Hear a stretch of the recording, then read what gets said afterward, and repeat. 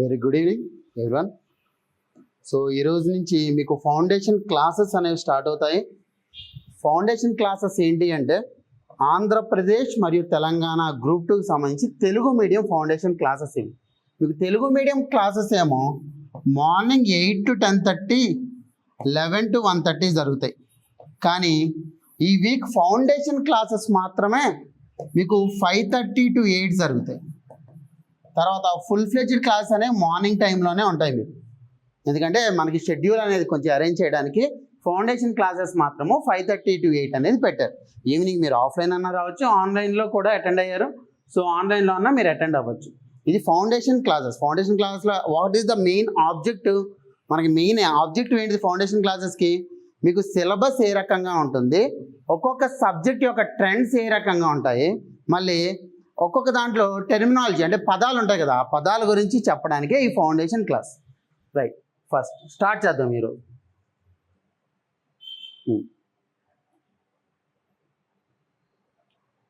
First and foremost మనం ఈరోజు దేని గురించి మాట్లాడుకుంటున్నాము? భారతదేశ ఆర్థిక వ్యవస్థ గురించి మాట్లాడుకున్నాం. భారతదేశ ఆర్థిక వ్యవస్థ అంటున్నాను నేను, ఆర్థిక వ్యవస్థ అంటున్నాను.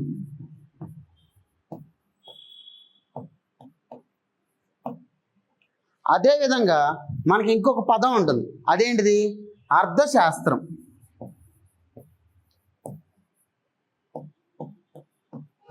మనకి ఎగ్జామ్లో ఏముంది? ఆర్థిక వ్యవస్థ ఉందా, అర్థశాస్త్రం ఉందా? ఆర్థిక వ్యవస్థ ఉందా, అర్థశాస్త్రం ఉందా? ఆర్థిక వ్యవస్థ ఉంది అని చెప్తున్నారు. ఒక్క నిమిషం, ఆన్లైన్ స్టూడెంట్స్ కూడా అన్మ్యూట్ యాక్సెస్ ఇచ్చాను, మీరు మాట్లాడుతూ ఉండండి. అలా ఆర్థిక వ్యవస్థ అనేది ఉంది. కానీ తేడా ఏంటి రెండింటికి? అసలు అర్థశాస్త్రం అంటే ఏంటి, ఆర్థిక వ్యవస్థ అంటే ఏంటి? ముందు మనం తెలుసుకోవాల్సింది ఈ రెండింటి మధ్య వ్యత్యాసం అనేది మనం తెలుసుకోవాలి. ముందు అర్థశాస్త్రం, మీరందరికీ అర్థశాస్త్రం అని చెప్తే దేని గురించి మాట్లాడుతున్నాను నేను? అది ఒక అధ్యయనం. అర్థశాస్త్రం అనేది ఏంటి? అదొక అధ్యయనం. ఇట్ ఈస్ ఎ స్టడీ, ఒక స్టడీ అనమాట, ఒక థియరీ అనమాట అధ్యయనం. దేని గురించి అసలు అది? అర్థశాస్త్రం అనేది ఎప్పుడు కూడా మనం ముందు ఆలోచించాల్సింది, ఏదైనా సబ్జెక్ట్ కానీ ఏదైనా పర్టికులర్ ఏదైనా టాపిక్ నేర్చుకుంటున్నామంటే ఎందుకు ఆ టాపిక్ అనేది ఉంది, అసలు అర్థశాస్త్రం మనకి ఎందుకు, ఆర్థిక వ్యవస్థ ఎందుకు నేర్చుకోవాలి, దాని అవసరం ఏంటి, ఆర్థిక వ్యవస్థ నేర్చుకోవాల్సిన అవసరం ఏంటి? అందరికీ అన్ని పెన్నులు ఇచ్చేస్తే సరిపోద్ది కదా. ఇప్పుడు ఈ పెన్ను ఉంది, ఓ 10 పెన్నులు ఉన్నాయి, 10 మంది ఉన్నారు, 10 మందికి 10 పెన్నులు ఇస్తే సరిపోద్ది కదా. మరెందుకు మనకి ఆర్థిక వ్యవస్థని పెద్ద దాన్ని ఏమంటారు లావాదేవీల గురించి మాట్లాడుకోవడం మనం అవసరమా? అక్కడే మనకి దాని యొక్క లక్ష్యం అనేది తెలియాలి. ఆర్థిక వ్యవస్థ అధ్యయనం చేయడానికి లక్ష్యం ఏంటి అంటే వనరుల కొరత. వనరుల కొరత అనేది ముఖ్యం అన్నమాట. ఇప్పుడు ప్రపంచవ్యాప్తంగా కావాల్సినన్ని వనరులు ఉంటే ఆర్థిక వ్యవస్థ యొక్క అవసరం ఉండేదే కాదు. కానీ వనరులు అనేవి పరిమితమా లేదా దాని పరిమితం లేవా? పరిమితం. అదవుతుందా? ఎప్పుడైనా సరే వనరులు పరిమితం అవడం వల్లే మనకి ఆర్థిక వ్యవస్థ అధ్యయనం అనేది అవసరం అవుతుంది. అది మీరు తెలుసుకోవాలి. అదవుతుందా? ఇప్పుడు ఎప్పుడైతే వనరులు పరిమితంగా ఉంటాయో అప్పుడు మనం ఏం చేయాలి? వనరుల వినియోగం అనేది సరైన విధంగా చేయాలి.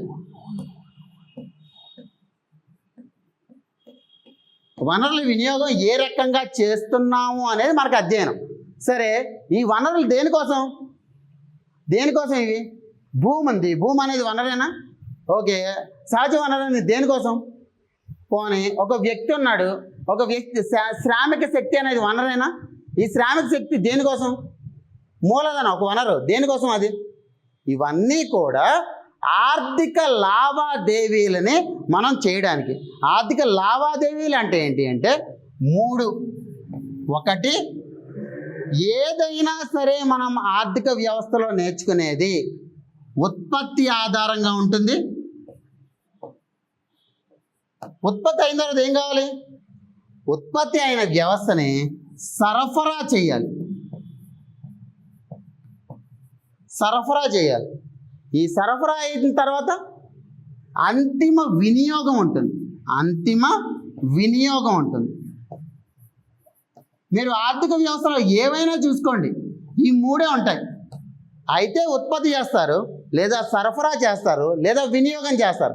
ఈ మూడు ఆర్థిక కార్యకలాపాలు మాత్రమే మన ఆర్థిక వ్యవస్థలో ఉంటాయి. ఏదైనా సరే ఆర్థిక వ్యవస్థలోది ఈ మూడు కార్యకలాపాల కింద పెట్టచ్చు. అంటే ఏంటి? ఈ మూడు, ఉత్పత్తి లేదా సరఫరా లేదా వినియోగం, ఈ మూడు ఆర్థిక కార్యకలాపాలను చేయడానికి మనం వనరులను కానీ వినియోగిస్తే దాన్నే అర్థశాస్త్రం అంటారు. అర్థశాస్త్రం అధ్యయనం ఏంటి? ఉత్పత్తి, సరఫరా, వినియోగం వంటి ఆర్థిక కార్యకలాపాలకు వనరుల వినియోగం కానీ సరైన విధంగా చేస్తే అదే ఆ అధ్యయనాన్ని అర్థశాస్త్రం అంటారు. ఇప్పుడు ఈ అర్థశాస్త్రం అనేది కేవలం ఒక వ్యక్తిగతంగా చేస్తారా లేదా వ్యవస్థీకృతంగా చేస్తారా ఈ అధ్యయనం? ఇప్పుడు ఉత్పత్తి ఆధారిత వ్యవస్థ ఉంది. ఉత్పత్తి ఆధారిత వ్యవస్థ అనేది వ్యక్తిగతంగా చేస్తారా లేదా వ్యవస్థకు చేస్తారా? అంటే ఒక ప్రోడక్ట్ ఉందండి, ఈ పెన్ను ఉంది. ఈ పెన్ను నేను కొనొచ్చు, వ్యక్తిగతంగా నేను కొనొచ్చు, లేదా ఒక భారతదేశంలో ఈ పెన్నుల సరఫరా ఎంత ఉంది అనేది, ఈ రెండు చేయొచ్చా నేను? అంటే ఏం చేస్తున్నాను? వ్యక్తిగతంగా ఏ రకంగా ఉంది, మరియు వ్యవస్థీకృతంగా ఏ రకంగా ఉంది, రెండూ కూడా మనం చదవాలి అర్థశాస్త్రంలో. ఇదే అర్థశాస్త్రం యొక్క అసలైన నిర్వచనం. అర్థశాస్త్రం యొక్క అసలైన నిర్వచనం ఏంటి? ఉత్పత్తి, సరఫరా మరియు వినియోగం అనే ఆర్థిక కార్యకలాపాల కోసం వనరులను వినియోగం చేస్తూ అది వ్యక్తిగతంగా అయినా చేయొచ్చు, వ్యవస్థీకృతంగా అయినా చేయొచ్చు. ఇలాంటి అధ్యయనాన్నే అర్థశాస్త్రం అంటాం. మరి అర్థశాస్త్రానికి ఆర్థిక వ్యవస్థకి తేడా ఏంటి? మనం ఆర్థిక వ్యవస్థ గురించి చదువుకుంటున్నాం అన్నాం, మరి అర్థశాస్త్రం గురించి ఎందుకు చదవట్లా? అర్థశాస్త్రానికి ఆర్థిక వ్యవస్థకి తేడా ఏంటంటే, మనం అర్థశాస్త్రం అంటే ఆల్రెడీ మాట్లాడుకున్నాం. ఏంటిది? అది ఒక అధ్యయనం, అవునా కదా? ఒక థియరీ. అదే థియరీని మనం ఏం చేయాలి? ప్రాక్టికల్ చేయాలి, అవునా కదా? అర్థశాస్త్రంలో ఏవైతే సిద్ధాంతాలు ఉంటాయో ఆ సిద్ధాంతాలన్నీ కూడా ఒక సమాజం మీద కానీ మనం అప్లై చేస్తే, ఆ సమాజంలో అప్లై చేసినప్పుడు చూపించేదే ఆర్థిక వ్యవస్థ. మనకి స్థూల దేశీయోత్పత్తి, ఏదైతే మనకి జాతీయ ఆదాయ కొలమానాల పద్ధతులు ఉన్నాయో అవేంటి? అర్థశాస్త్ర అధ్యయనానికి సంబంధించినవి, అవునా కదా? ఎప్పుడైతే ఈ అర్థశాస్త్ర అధ్యయన కొలమాన పద్ధతులు ఉన్నాయో నేనేం చేస్తున్నాను? భారతదేశ జాతీయ ఆదాయం ఏ రకంగా ఉంది, అవునా? అంటే నేను ఒక వ్యవస్థకి ఈ అర్థశాస్త్ర సిద్ధాంతాలని అమలుపరుస్తున్నాను. అదేవిధంగా ఒక వ్యవస్థ లేదా తెలంగాణ ఉంది, తెలంగాణ జాతీయ ఆదాయం ఏ రకంగా ఉంది, తెలంగాణ తలసరి ఆదాయం ఏ రకంగా ఉంది. అర్థమైందా? అంటే మనం చదువుకునేది ఆర్థిక వ్యవస్థ గురించి చదువుకుంటాం. అర్థశాస్త్రం యొక్క సిద్ధాంతాలని ముందుగా తెలుసుకుని అప్పుడు ఆర్థిక వ్యవస్థ గురించి చదువుకుంటాం. మీకు ఎగ్జామ్లో కూడా ఇచ్చేది ఏంటి అంటే ఆర్థిక వ్యవస్థ గురించి ఇస్తారు తప్ప అర్థశాస్త్రం గురించి ఎవరు. అర్థశాస్త్రం కేవలం కొన్ని సిద్ధాంతాలు ఉంటాయి. ఈ సిద్ధాంతాలను మనం నేర్చుకుని ముందుకు వెళ్ళిపోతాం.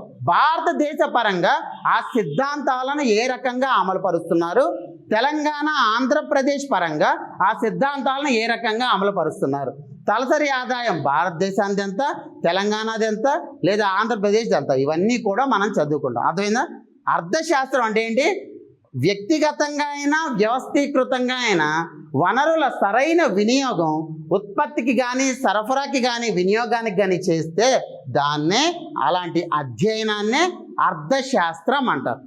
ఆ అధ్యయనం కానీ ఒక సమాజానికి వర్తింపజేస్తే దాన్నే ఆర్థిక వ్యవస్థ అంటారు.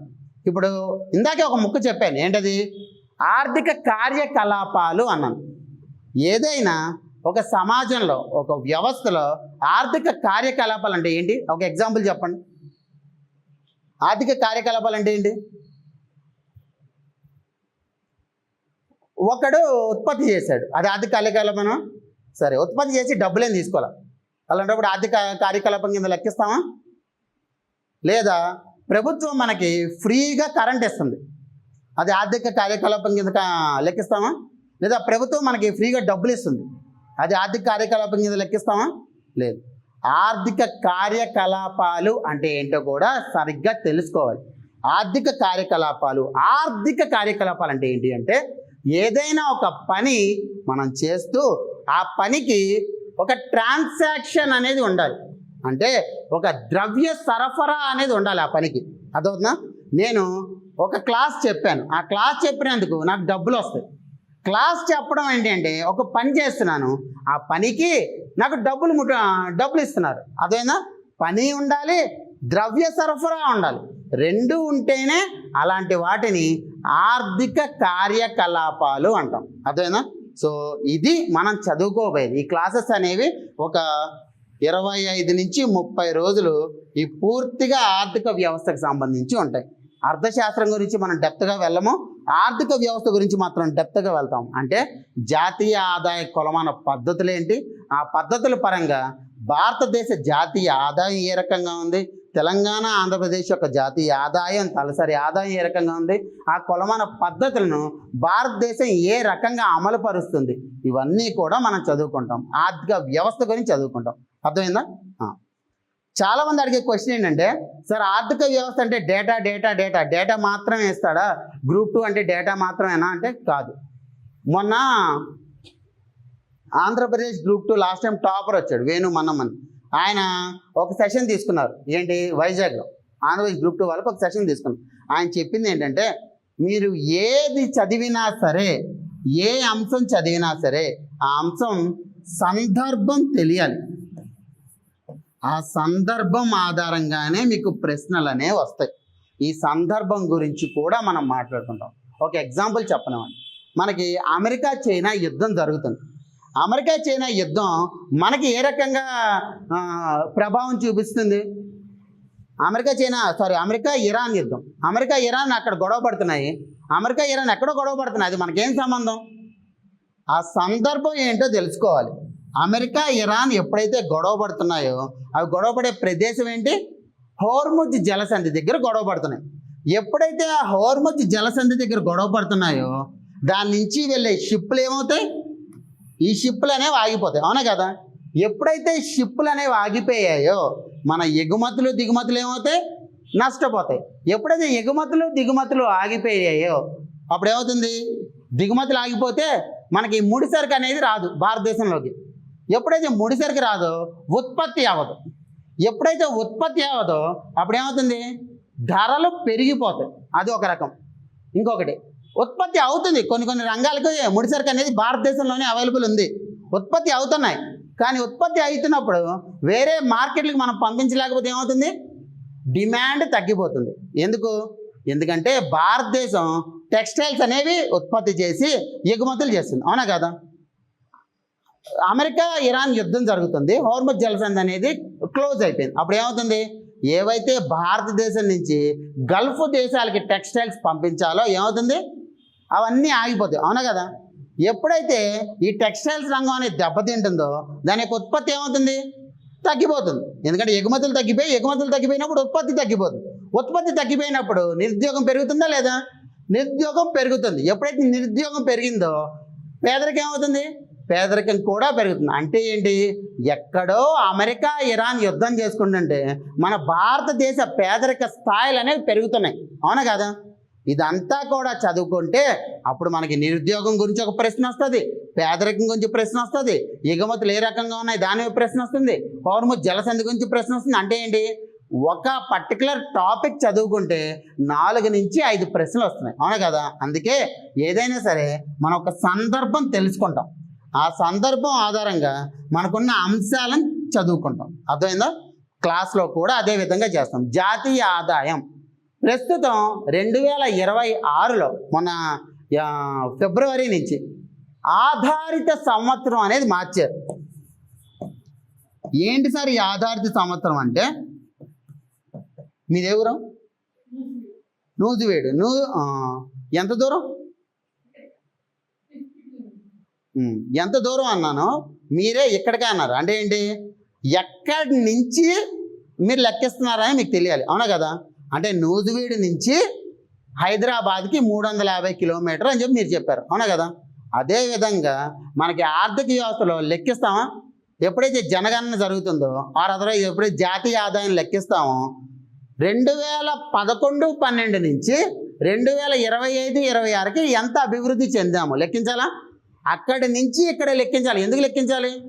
ఎందుకంటే మనకి కొన్ని వాస్తవ విలువలు తెలియాలి కాబట్టి. దానికోసమే ఇలాంటి ఆధారిత సంవత్సరాన్ని మనం వాడతాం. అంటే ఒక బేస్ అన్నమాట అది. ఆ బేస్ నుంచి మనం ఎంత అభివృద్ధి చెందాము అనేది మనం లెక్కించాలి. ఈ ఆధారిత సంవత్సరం ఏమైంది? 2022-23 చేశారు 11-12 నుంచి. ఇది మార్పేనా? ఈ మార్పుని ఎప్పుడు చేశారు? ఫిబ్రవరిలో చేశారు. అంటే ఇలాంటి మార్పులు ఎప్పుడైతే జరిగాయో అప్పుడు ఏమవుతుంది? మీరు కేవలం నేను స్టాటిక్ చదువుకుని వెళ్ళిపోతాను, టెక్స్ట్ బుక్ చదువుకుని వెళ్ళిపోతానంటే అవ్వదు. ఎందుకంటే ఆర్థిక వ్యవస్థలో మార్పులు అనేవి ఎప్పటికప్పుడు వస్తూనే ఉన్నాయి. ఇలాంటి మార్పుల్ని మనం చదువుకుంటూ అప్పుడు ముందుకెళ్ళాలి. అర్థమవుతుందా? అందుకే కరెంట్ అఫైర్స్ కూడా కలిపి మనం చదవాలి. ఇప్పుడు కరెంట్ అఫైర్స్ యొక్క ప్రాముఖ్యత అనేది మనకు కావాలి. మీకు ఎకానమీలో మంచి మార్కులు రావాలి అంటే ఖచ్చితంగా కరెంట్ అఫైర్స్ని చదువుతూ ఉండాలి. మీకు సిలబస్లో ఉంది మాత్రమే కాకుండా ఒక టాపిక్. ఈరోజు పేపర్ చదివారా ఎవరన్నా? ఈనాడు పేపర్లో ఇచ్చారంటే ఎన్ఎస్సి ఐపీఓ రాకపోతుంది. ఎన్ఎస్సి స్టాక్ మార్కెట్ గురించి. ఆంధ్రప్రదేశ్ వాళ్ళకి స్టాక్ మార్కెట్ గురించి లేదు, తెలంగాణ వాళ్ళకి స్టాక్ మార్కెట్ గురించి లేదు గ్రూప్ 2 ఎగ్జామ్లో. కానీ ఇది ఇంపార్టెంట్. ఎందుకు అనుకున్నారు? ఎందుకంటే ఎన్ఎస్సిది ఐపీఓకి వెళ్తుంది.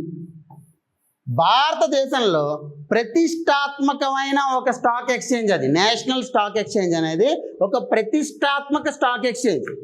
అలాంటి ఒక సంస్థ ఎప్పుడైతే ఐపీఓకి వెళ్తుందో అప్పుడు అది కరెంట్ అఫైర్స్ అయ్యిందా లేదా? అంటే ఈ టాపిక్ మీకు లేదు కదా అని చెప్పి ఎగ్జామ్లో అడగడం మానేస్తాడా? ఎగ్జామ్లో అడగడం మానేస్తాడా? అడుగుతాడు. దేని కింద అంటాడు? నేను కరెంట్ అఫైర్స్ కింద అడిగాను అంటాడు. అప్పుడు రాయాలా వద్దా? సో ఇప్పుడు తెలుసుకోవాల్సింది ఏంటి అంటే ఐపీఓ అంటే ఏంటి? ఐపీఓ అంటే ఎప్పుడైనా సరే ఒక కంపెనీ, ఇప్పుడు ఎన్ఎస్సి కూడా ఒక కంపెనీనే కాదా? స్టాక్ ఎక్స్చేంజే, కానీ అది లిమిటెడ్ కంపెనీయే కాదా? ఒక కంపెనీ అనేది పెట్టుబడులు పెట్టాలా వద్దా? అందరూ ఆ పెట్టుబడులు అనేవి 100 కోట్లు ముందు పెట్టుబడి పెట్టారని అనుకుందాం. ఇప్పుడు ఏం చేసింది ఎన్ఎస్సి? ప్రజల డబ్బుల్ని ఆశిస్తుంది. ప్రజల దగ్గర డబ్బులు ఏవైతే ఉన్నాయో ప్రజల డబ్బుల్ని పెట్టుబడి రూపంలో ఆశిస్తుంది. అంటే ఏం చేస్తుంది? ఈ 100 కోట్లని ఒక 100 షేర్ల కింద చేస్తుంది. ఈ 100 షేర్లు ఒక్కొక్క షేర్ ఎంత వాల్యూ? ₹1,00,00,000 వాల్యూ. అవునా కదా? నేను ఉన్నాను, నాకు ఎన్ఎస్సిలో పెట్టుబడి పెట్టాలనిపించింది. నేనేం చేస్తాను? ఒక షేర్ కొనుక్కుంటా. ఎప్పుడు కొనుక్కుంటాను? ఎప్పుడైనా సరే ఒక సంస్థ మొట్టమొదటిసారి ప్రజల డబ్బుల్ని కానీ పెట్టుబడుల విధానంలో సేకరిస్తే దాన్నే ఐపీఓ అంటారు. Initial public offering. IPO public issue అంటారు. తెలుగులో కూడా మనకి పబ్లిక్ ఇష్యూ అని చెప్పి రాస్తారు ఈనాడులో. ఈ పబ్లిక్ ఇష్యూ ఏంటంటే మొట్టమొదటిసారి ఎప్పుడైనా ఒక సంస్థ తన పెట్టుబడుల కోసం ప్రజల దగ్గరికి వచ్చిందో దాన్ని ఐపీఓ పెట్టడం అంటారు. ఐపీ వేరు, మళ్ళీ ఐపీ అంటే దివాలా తీయడం వేరు. మళ్ళీ ఆ దివాలా తీసే సంఘటన మనం తర్వాత మాట్లాడుకుందాం. ఇక్కడ ఏంటి? ఐపీఓ అంటే పబ్లిక్ ఇష్యూ. దీన్ని ఏ రకంగా అడుగుతారు? మీకు కరెంట్ అఫైర్స్ రూపంలో అడిగే అవకాశం ఉంటుంది. కొన్నిసార్లు ఏంటంటే దీని నుంచి సబ్జెక్ట్ కూడా అడిగే అవకాశం ఉంటుంది. ఈరోజు మీరు చూస్తే ఈనాడు పేపర్లో ద్రవ్యోల్బణం గురించి రాశాడు. ద్రవ్యోల్బణం ఏంటిది అసలు? అంటే ఏంటి? ద్రవ్యోల్బణం అంటే ఏంటి? ఏది? ఒక్క నిమిషం.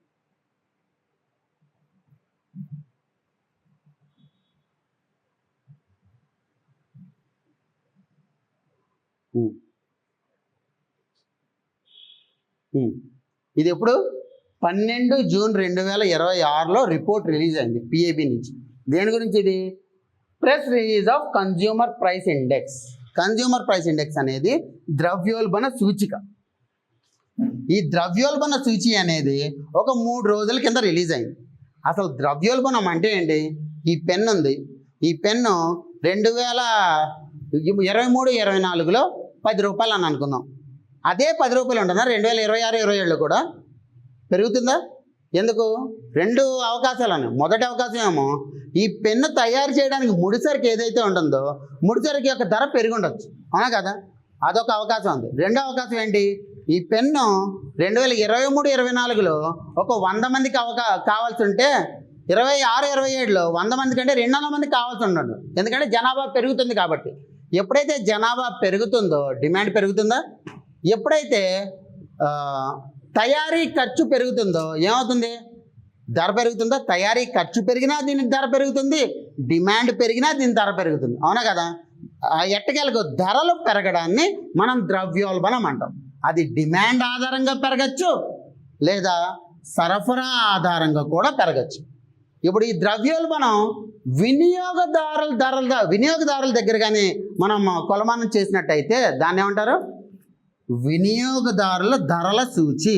అదే వినియోగదారుల ధరల సూచి. దీన్నే ఇంగ్లీష్లో సిపిఐ, కన్జ్యూమర్ ప్రైస్ ఇండెక్స్ అంటారు. ఇది ఎప్పుడు వచ్చింది?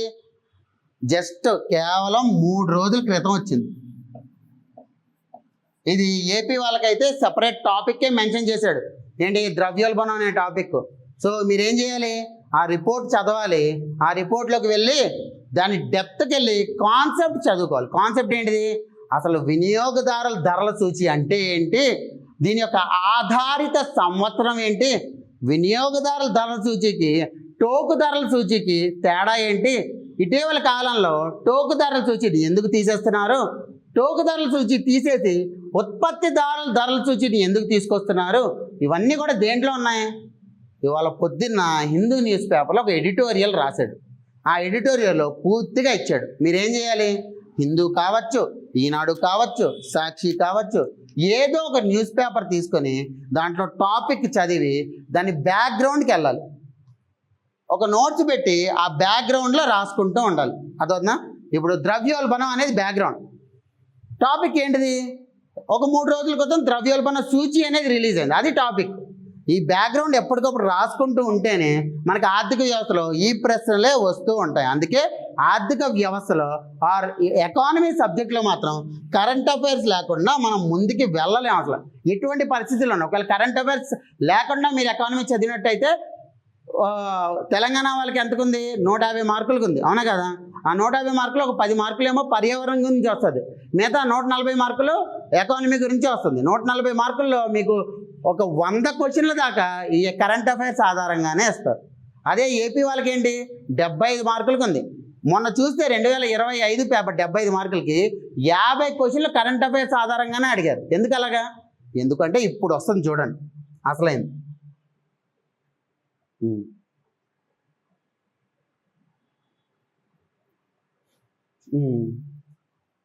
సబ్జెక్ట్ పరంగా ఎన్నెన్ని ప్రశ్నలు అడుగుతున్నారు, ఏ రకమైన ప్రశ్నలు అడుగుతున్నారు అని చూద్దాం. ఆంధ్రప్రదేశ్ గ్రూప్ 2 2025లో ఎకానమీ ఎన్ని మార్కులకి అండి? ఎకానమీ 75 మార్కులకి 75 క్వశ్చన్లో ఏ తరహా క్వశ్చన్లు ఎక్కువ అడిగారు? డైరెక్ట్ స్టేట్మెంట్ క్వశ్చన్లు అడిగారా? కేవలం 20 నుంచి 22 అడిగారు. 2 స్టేట్మెంట్ క్వశ్చన్లు 7 నుంచి 9 అడిగారు. 4 స్టేట్మెంట్ క్వశ్చన్లు 22 నుంచి 24 అడిగారు, అవును కదా? అంటే ఒక 20 క్వశ్చన్లు వేసుకోండి, సగటుగా ఒక 20 క్వశ్చన్లు వేసుకోండి. ఒక్కొక్క దాంట్లో ఎన్ని స్టేట్మెంట్లు అన్నాడు? 4 స్టేట్మెంట్. అంటే ఏంటి? మీకు 80 అంశాలకు సంబంధించి తెలియాలి, అవునా కదా? ఈ 80 అంశాల్లో ప్రతి ప్రశ్నలో 4 స్టేట్మెంట్ల, ఒక 2 స్టేట్మెంట్లు ఏమో స్టాటిక్ గురించి అడుగుతాడు, ఇంకో 2 స్టేట్మెంట్లు ఏమో కరెంట్ అఫైర్స్ గురించి అడుగుతాడు. అప్పుడేంటి? ప్రతి ప్రశ్నలోనూ మీకు కరెంట్ అఫైర్స్ అనేవి కవర్ చేయొచ్చు, అవునా కదా? అందువల్ల ఏంటంటే మొత్తం డైరెక్ట్ స్టేట్మెంట్ తప్ప మొత్తం అన్నీ కూడా కరెంట్ అఫైర్స్ ఆధారంగా అడిగే అవకాశం చాలా ఎక్కువ ఉంటుంది. మీరు అది గుర్తుపెట్టుకోవాలి. అందుకే ప్రతిరోజు కూడా పేపర్ చదవాలి. పేపర్ చదవలేకపోతే ప్రతిరోజు సూపర్ 6 అని పెడుతున్నాం మేము. కరెంట్ అఫైర్స్ సపరేట్గా ఛానల్లో పెడుతున్నాం. ఆ సూపర్ 6 అయినా చదవండి. ఒక 6 టాపిక్లు ఇస్తారు మీకు. భారతదేశానికి సంబంధించి 6 టాపిక్లు ఇస్తారు. ఆంధ్రప్రదేశ్ గురించి ఒక 5 టాపిక్లు ఇస్తారు. ఆ 2 చదవండి, సరిపోతుంది. ప్రతిరోజు ఆంధ్రప్రదేశ్ గురించి చదువుకుంటూ ఉండాలి, ప్రతిరోజు తెలంగాణ గురించి చదువుకుంటూ ఉండాలి. అర్థమైందా? దీని తర్వాత తెలంగాణ గ్రూప్ 2లో చూద్దాం. తెలంగాణ గ్రూప్ 2లో ఎన్ని క్వశ్చన్లు ఉన్నాయండి? డైరెక్ట్ స్టేట్మెంట్ ఏమో 44 క్వశ్చన్లు అడిగితే 4 స్టేట్మెంట్ క్వశ్చన్లు 38 క్వశ్చన్లు అడిగారు. చాలామంది ఏమనుకుంటారంటే గ్రూప్ 2 అంటే ఈజీయే, ఓ 150 క్వశ్చన్లు ఇస్తారు, తెలంగాణ గ్రూప్ 2లో ఆడుతూ పాడుతూ నెగిటివ్ మార్కింగ్ కూడా లేదు, డ్యాన్స్ వేస్తూ పెట్టేసి వచ్చేద్దాం అనుకుంటారు. కానీ ఏమైంది ఇక్కడ? కేవలం 44 క్వశ్చన్లు మాత్రమే మిమ్మల్ని డైరెక్ట్ క్వశ్చన్లు అడుగుతున్నారు. మిగతావన్నీ కూడా 2 స్టేట్మెంట్, 3 స్టేట్మెంట్, 4 స్టేట్మెంట్. అంటే ఏంటి? 44 ఒక 50 క్వశ్చన్లు తీసేసేయండి, అంటే 100 క్వశ్చన్ల దాకా మీకు కరెంట్ అఫైర్స్ ఆధారంగా అడుగుతున్నారు. ముందు చూద్దాం, 2017లో కూడా ఎగ్జామ్ జరిగింది కదా తెలంగాణ గ్రూప్ 2, 2016-17లో. అప్పుడెన్ని అడిగారు? డైరెక్ట్ స్టేట్మెంట్ క్వశ్చన్లు 120 అడిగారు తెలంగాణ గ్రూప్ 2లో. ఇది అంతా కూడా పేపర్ 3 మాత్రమే, పేపర్ 3 మాత్రమే ఇదంతా కూడా. తర్వాత ఏం అడిగారు? 4 స్టేట్మెంట్ కేవలం 11 అడిగారు. అంటే ఏంటి? అప్పుడు చాలా ఈజీగా అడిగారు. ఉన్న కొద్దీ టఫ్నెస్ అనేది పెరిగిపోయింది. ఎందుకు? వైవిధ్యత పెరిగిపోయింది. ఎప్పుడైతే వైవిధ్యంగా అడుగుతారో ప్రశ్నలు అనేవి, ఏమవుతుంది? ఒక టాపిక్ బదులు 3 టాపిక్లు 4 టాపిక్లు అడిగే అవకాశం అనేది ఉంటుంది. అందువల్ల ఏంటంటే మీరు చాలా ఈజీగా తీసుకోవద్దు. 2 కరెంట్ అఫైర్స్ ఒకటి ఇంపార్టెంట్, దాంతోపాటు డేటా అనేది కూడా ఇంపార్టెంట్ అయింది. ఎందుకు? 4 స్టేట్మెంట్లు ఇస్తే 2 స్టేట్మెంట్లు ఏమో ఒక కాన్సెప్ట్ గురించి అడుగుతాడు, ఒక స్టేట్మెంట్ ఏమో కరెంట్ అఫైర్స్ గురించి అడుగుతాడు, ఇంకొక స్టేట్మెంట్ ఏమో డేటా గురించి అడుగుతాడు. అయిపోయి అంతా ఒకే క్వశ్చన్లో కవర్ చేస్తాడు. ఎలాంటి క్వశ్చన్ అడుగుతారో కూడా చూద్దాం ఇవాళ. ఇక్కడికి వద్దాం. తెలంగాణ గ్రూప్ 2 2017లోనూ 2024లోనూ ఏ రకంగా మార్పులు చేయండి? డేటా ఆధార ప్రశ్నలు ఎన్ని అడిగారండి? 38. ఇది 2024, ఇది 2017, ఇది 2017. డేటా ఆధార ప్రశ్నలు 38 అడిగాడు. 2017లో 15 ప్రశ్నలు మాత్రమే అడిగారు. అంటే ఏంటి? మనం చూసినట్టు టఫ్నెస్ పెరిగింది. టఫ్నెస్ పెరిగింది కదా, డేటా అడగకుండా లేదు. డేటా ఎందుకు పెరిగింది? నేను ఇందాక చెప్పినట్టు 4 స్టేట్మెంట్లు అడిగితే 2-3 స్టేట్మెంట్లు డేటా గురించి అడుగుతాడు, ఒక 2 స్టేట్మెంట్లు అనేది కాన్సెప్ట్ గురించి అడుగుతాడు. అప్పుడు డేటా ఎక్కువ ప్రశ్నలు అడిగినట్టే కాదా? మళ్ళీ తర్వాత విధానాలు చట్టాల గురించి 10 ప్రశ్నలు అడిగితే పథకాల గురించి 29 ప్రశ్నలు అడిగాడు. ఇక్కడ చూడండి, పథకాల గురించి ఎన్ని అడిగాడు? 2016లో కేవలం 2 అంటే 2 ప్రశ్నలే. అంటే పథకాలకి కూడా ప్రాముఖ్యత పెరిగిపోయింది. 2 ఉన్నాయి ఇక్కడ. డేటా ఆధారంగా అడిగితే ఖచ్చితంగా ఫ్యాక్ట్స్ ఎక్కువ ఉంటాయి. ఆ ఫ్యాక్ట్స్ ఎక్కడి నుంచి చదువుతారు మీరు? ఆంధ్రప్రదేశ్ అయితే ఈసారి మీకు ఒక డిసడ్వాంటేజ్ ఏంటి అంటే సామాజిక ఆర్థిక సర్వే అనేది రిలీజ్ చేయాల. సామాజిక ఆర్థిక సర్వే రిలీజ్ చేస్తుంటే అంతా డేటా ఒకే దగ్గర ఉండేది, మీరు ఆ పుస్తకం ఒకటి చదువుకుని ఉంటే సరిపోయేది. ఎప్పుడైతే ఆ సామాజిక ఆర్థిక సర్వే 2025-26 రిలీజ్ కాలేదో ఆంధ్రప్రదేశ్కి ఏమైంది? ఒక్కొక్క డిపార్ట్మెంట్లోకి వెళ్ళి మీరు డేటా తీసుకోవాలి. ఇప్పుడు పాల ఉత్పత్తి ఎంత ఉంది, ఏ ఏ ఏ జిల్లాకి ఎంత ఉంది అని తెలుసుకోవాలి. అప్పుడు ఏం చేయాలి? ఆ డిపార్ట్మెంట్కి వెళ్ళి వ్యవసాయ రంగ డిపార్ట్మెంట్కి వెళ్ళి ఆ డిపార్ట్మెంట్కి వెళ్ళి తీసుకోవాలి మీరు. అదే రకంగా పారిశ్రామిక రంగ ఉత్పత్తి ఎలా ఉంది, ఆ డిపార్ట్మెంట్కి వెళ్ళి తీసుకోవాలి. ఇప్పుడు ఏమైంది అంటే డేటా కలెక్షన్ అనేది కష్టతరం అయిపోయింది ఆంధ్రప్రదేశ్ వాళ్ళకి. అదే తెలంగాణ వాళ్ళకి ఏమైంది? సామాజిక ఆర్థిక ముఖచిత్రం ప్రతి సంవత్సరం వస్తూనే ఉంది. దాంతోపాటు స్టాటిస్టికల్ అబ్స్ట్రాక్ట్ కూడా రిలీజ్ చేస్తాడు. మీకు హైలైట్ ఏంటంటే ఈ 2 పుస్తకాలు పట్టుకుంటే ఈ డేటా ఆధారిత ప్రశ్నలు చాలా ఈజీగా రాయొచ్చు మీరు. అర్థమవుతుందా? ఆంధ్రప్రదేశ్ వాళ్ళకి ఈ సంవత్సరం కొంచెం కష్టం. ఈసారి క్లాస్లో నోట్స్ చెప్పాలి, తప్పదు, వేరే ఆప్షన్ లేదు. ఎందుకంటే ఒకవేళ సామాజిక ఆర్థిక సర్వే ఉంటే నోట్స్ చెప్పే అవకాశం అవసరం ఉండేది కాదు. కానీ ఈసారి నోట్స్ చెప్పాల్సిన అవసరం అనేది ఉంటుంది. తర్వాత నివేదికలు ఎన్ని ప్రశ్నలు అడిగాడంటే ఇక్కడేమో 15 ప్రశ్నలు అడిగితే ఇక్కడ 22 ప్రశ్నలు. అప్పుడు కూడా దీనికి ప్రాముఖ్యత ఉంది, కానీ ఇప్పుడు ప్రాముఖ్యత పెరిగింది. అంటే అర్థం ఏంటి? ఇందాక చూపించాను మీకు, వినియోగదారుల ధరల సూచి, అది నివేదికేనా? అంటే ఒక నివేదికకి సంబంధించి ప్రశ్న అడుగుతున్నాడు. చాలామంది ఏమనుకుంటారంటే తెలంగాణ గ్రూప్ 2 సార్ అంత బయటికి వెళ్ళడు, పుస్తకంలో ఉన్నది ఉన్నట్టు అడిగేస్తాడు. అల్లే నివేదికలు ప్రతి సంవత్సరానికి ఎన్ని నివేదికలు వస్తాయి? ఒకటి నిరుద్యోగ ఆధారంగా PLFS ప్రతి నెల రిపోర్ట్ రిలీజ్ చేస్తుంది. అదంతా అవసరం లేదు, సంవత్సరానికి సరిపడి రిలీజ్ చేస్తుంది, అది మాత్రం చదవాలి. అదొకటి. రెండోది బహుమితీయ పేదరిక సూచి ఎవరు రిలీజ్ చేస్తారు? అది నీతి ఆయోగ్ రిలీజ్ చేస్తుంది, ఆ నివేదిక చదవాలి. మూడోది ఆర్థిక స్థిరత్వ సూచి, ఫైనాన్షియల్ స్టెబిలిటీ రిపోర్ట్ ఎవరు రిలీజ్ చేస్తారు? అది RBI 2 సార్లు రిలీజ్ చేస్తారు సంవత్సరానికి, అది చదవాలి. దాని తర్వాత ఇందాక చూపెట్టాను మీకు, ఏంటది? ద్రవ్యోల్బణ నివేదిక, అది చదవాలి. మళ్ళీ మానవాభివృద్ధి సూచి, అది కూడా ఒక నివేదిక, అది చదవాలి. అంటే ఇలాంటి ఒక 7-8 అసలైన నివేదికలు ఉన్నాయి. జాతీయ ఆదాయ గణాంకాలు ప్రతి త్రైమాసికానికి ఒకటి వస్తుంది. ప్రతి త్రైమాసికానికి వచ్చింది మళ్ళీ ప్రిపేర్ అవుతూ ఉండాలి. మొన్నే ఒక 2 వారాల క్రితం ప్రొవిజనల్ ఎస్టిమేట్స్ ఇచ్చాడు జాతీయ ఆదాయ గణాంకాల్లో. అది మళ్ళీ అప్డేట్ చేసుకోవాలి. అంటే అర్థం ఏంటి, ఒక 7 నుంచి 8 నివేదికలు అనేవి ఎప్పటికప్పుడు వచ్చినప్పుడు మనం నోట్స్లో రాసుకోవాలి. మీరు ఒక్కడే గుర్తుపెట్టుకోవాలి, తెలంగాణ గ్రూప్ 2 కానీ ఆంధ్రప్రదేశ్ గ్రూప్ 2 కానీ అయిపోయింది. ఇదివరకట్లా అడిగే ప్రశ్నలు అయిపోయినాయి. ఇప్పుడు ఎంత మీకు జీతం ఎంత, బేసిక్ పే ఎంత అనుకున్నారు? బేసిక్ పే 44,000 దాకా ఉంది మీకు. అంటే అర్థం ఏంటి, మీ పొజిషన్ అనేది పెరిగిపోయింది. గ్రూప్ 2 పొజిషన్ అనేది ఎప్పుడైతే గ్రూప్ 2 పొజిషన్ 21,000 నుంచి 44,000 వరకు ఉందో ఆ లిమిట్ మీకు ఖచ్చితంగా టఫ్నెస్ కూడా ఎక్కువ ఉంటుంది. ఒక పోస్ట్కి 500 మంది కాంపిటీషన్ ఉన్నారు మీకు. అది గుర్తుపెట్టుకుని మీరు చదవాలి. తర్వాత ఇందాక చెప్పాను ఏ రకమైన ప్రశ్నలు అడుగుతున్నారు అని. ఇక్కడ ఒక్కసారి చూద్దాం. 1991లో భారతదేశం ఎదుర్కొన్న బ్యాలెన్స్ ఆఫ్ పేమెంట్ సంక్షోభం క్రింది విధంగా వ్యక్తమైంది. ఒక్కసారి దీని ఆన్సర్ ఏంటో చెప్పండి. ఆల్రెడీ మార్చేశారు ఏపీ గ్రూప్ 2లో. ఇది అసలు మీకు టాపిక్ తెలియకపోయినా చెప్పచ్చు. నేను ఎందుకు ఈ క్వశ్చన్ చెప్తున్నానంటే అనాలిసిస్ క్వశ్చన్లు కూడా అడుగుతున్నారు గ్రూప్ 2లో. కేవలం డేటా ఆధారంగా ఫ్యాక్ట్స్ మాత్రమే కాదు. ఒక్కసారి ఈ ప్రశ్న చూడండి. ఏమన్నాడు, బ్యాలెన్స్ ఆఫ్ పేమెంట్ సంక్షోభం అన్నాడు. సంక్షోభంలో బలమైన విదేశీ పెట్టుబడులు ఉంటాయా? సంక్షోభం అంటున్నాడు కదా. సంక్షోభంలో బలమైన పెట్టుబడుల ప్రవాహం ఉండదు ఎప్పుడు కూడా, అర్థమైనా? తర్వాత అధిక విదేశీ మార్క నిల్వలు అంటున్నాడు, 3వ ఆప్షన్. సంక్షోభంలో విదేశీ మార్క నిల్వలు ఎక్కువ ఉంటాయా? ఫారెక్స్ రిజర్వ్స్ ఎక్కువ ఉండవు, చాలా తక్కువ ఉంటాయి. అందుకే కదా ఏంటి బ్యాలెన్స్ ఆఫ్ పేమెంట్స్ సంక్షోభం వచ్చింది. అంటే మనకి ఎగుమతులు దిగుమతులు అవుతుంటాయా? ఎగుమతులు అయినప్పుడు మనకి డబ్బులు వస్తాయి బయట నుంచి, దిగుమతులు అయినప్పుడు బయట వాళ్ళకి మనం డబ్బులు ఇవ్వాలి. డబ్బులు ఇవ్వాలంటే మన దగ్గర ఉండాలి కదా. వాటినే విదేశీ మార్క నిల్వలు అంటారు. అవి ఎప్పుడైతే బలంగా ఎక్కువ ఉంటాయో అప్పుడు సంక్షోభం వస్తుందా? రాదు కదా. సో ఇది కూడా సరైనది కాదు. రెండోది, వేగవంతమైన పారిశ్రామిక వృద్ధి. ఎప్పుడైతే పారిశ్రామిక వృద్ధి వేగవంతంగా ఉంటుందో సంక్షోభం వస్తుందా? పారిశ్రామిక వృద్ధి ఉన్నప్పుడు సంక్షోభం రాను కూడా రాదు.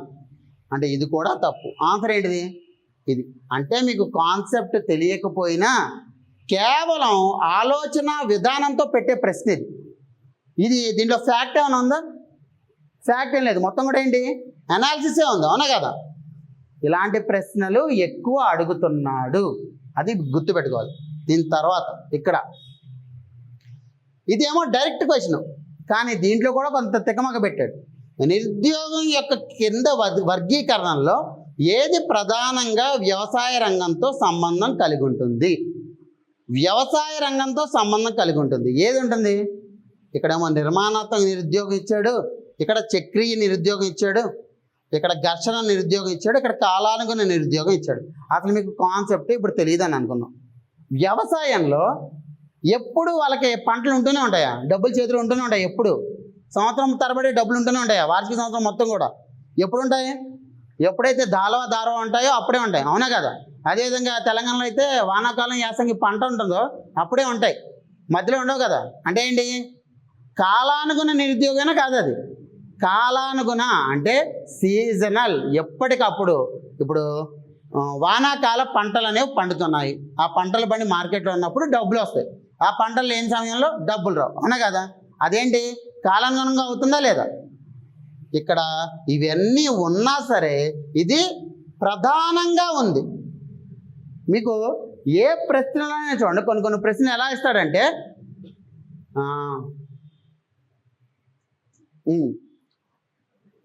ప్రభాస్ అత్యంత ప్రభావం చూపిన సినిమా అని అడుగుతాడు.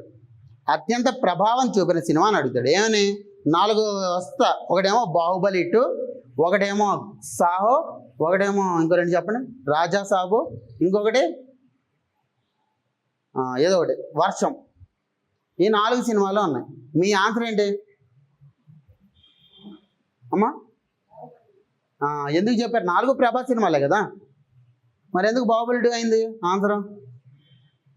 ఎందుకంటే నేను క్లియర్గా పైన ఏం చెప్పాను, అత్యంత ప్రభావం చూపిన సినిమా అన్నాను. సినిమా కాదు, అత్యంత ప్రభావం చూపిన సినిమా అన్నాను. కొన్నిసార్లు ఇచ్చిన 4 ఆప్షన్లు కరెక్టే అవుతాయి, కానీ మీరు గమనించాల్సింది ఏంటంటే ఈ ప్రధానం, ప్రిడామినెంట్లీ కోరిలేటెడ్, ప్రధానం అనేది చాలా ఇంపార్టెంట్ ఉంది. అదే మెలిక్ ఇక్కడ, అర్థమైందా?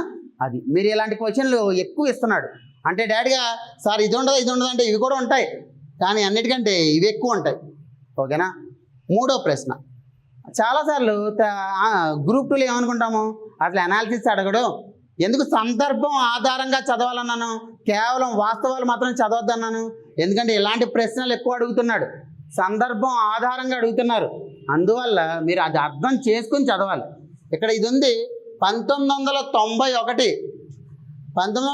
సందర్భం మీకు తెలియాలి. అప్పుడు ఎల్పిజి సంస్కరణలు వచ్చినాయి, అవునా కదా?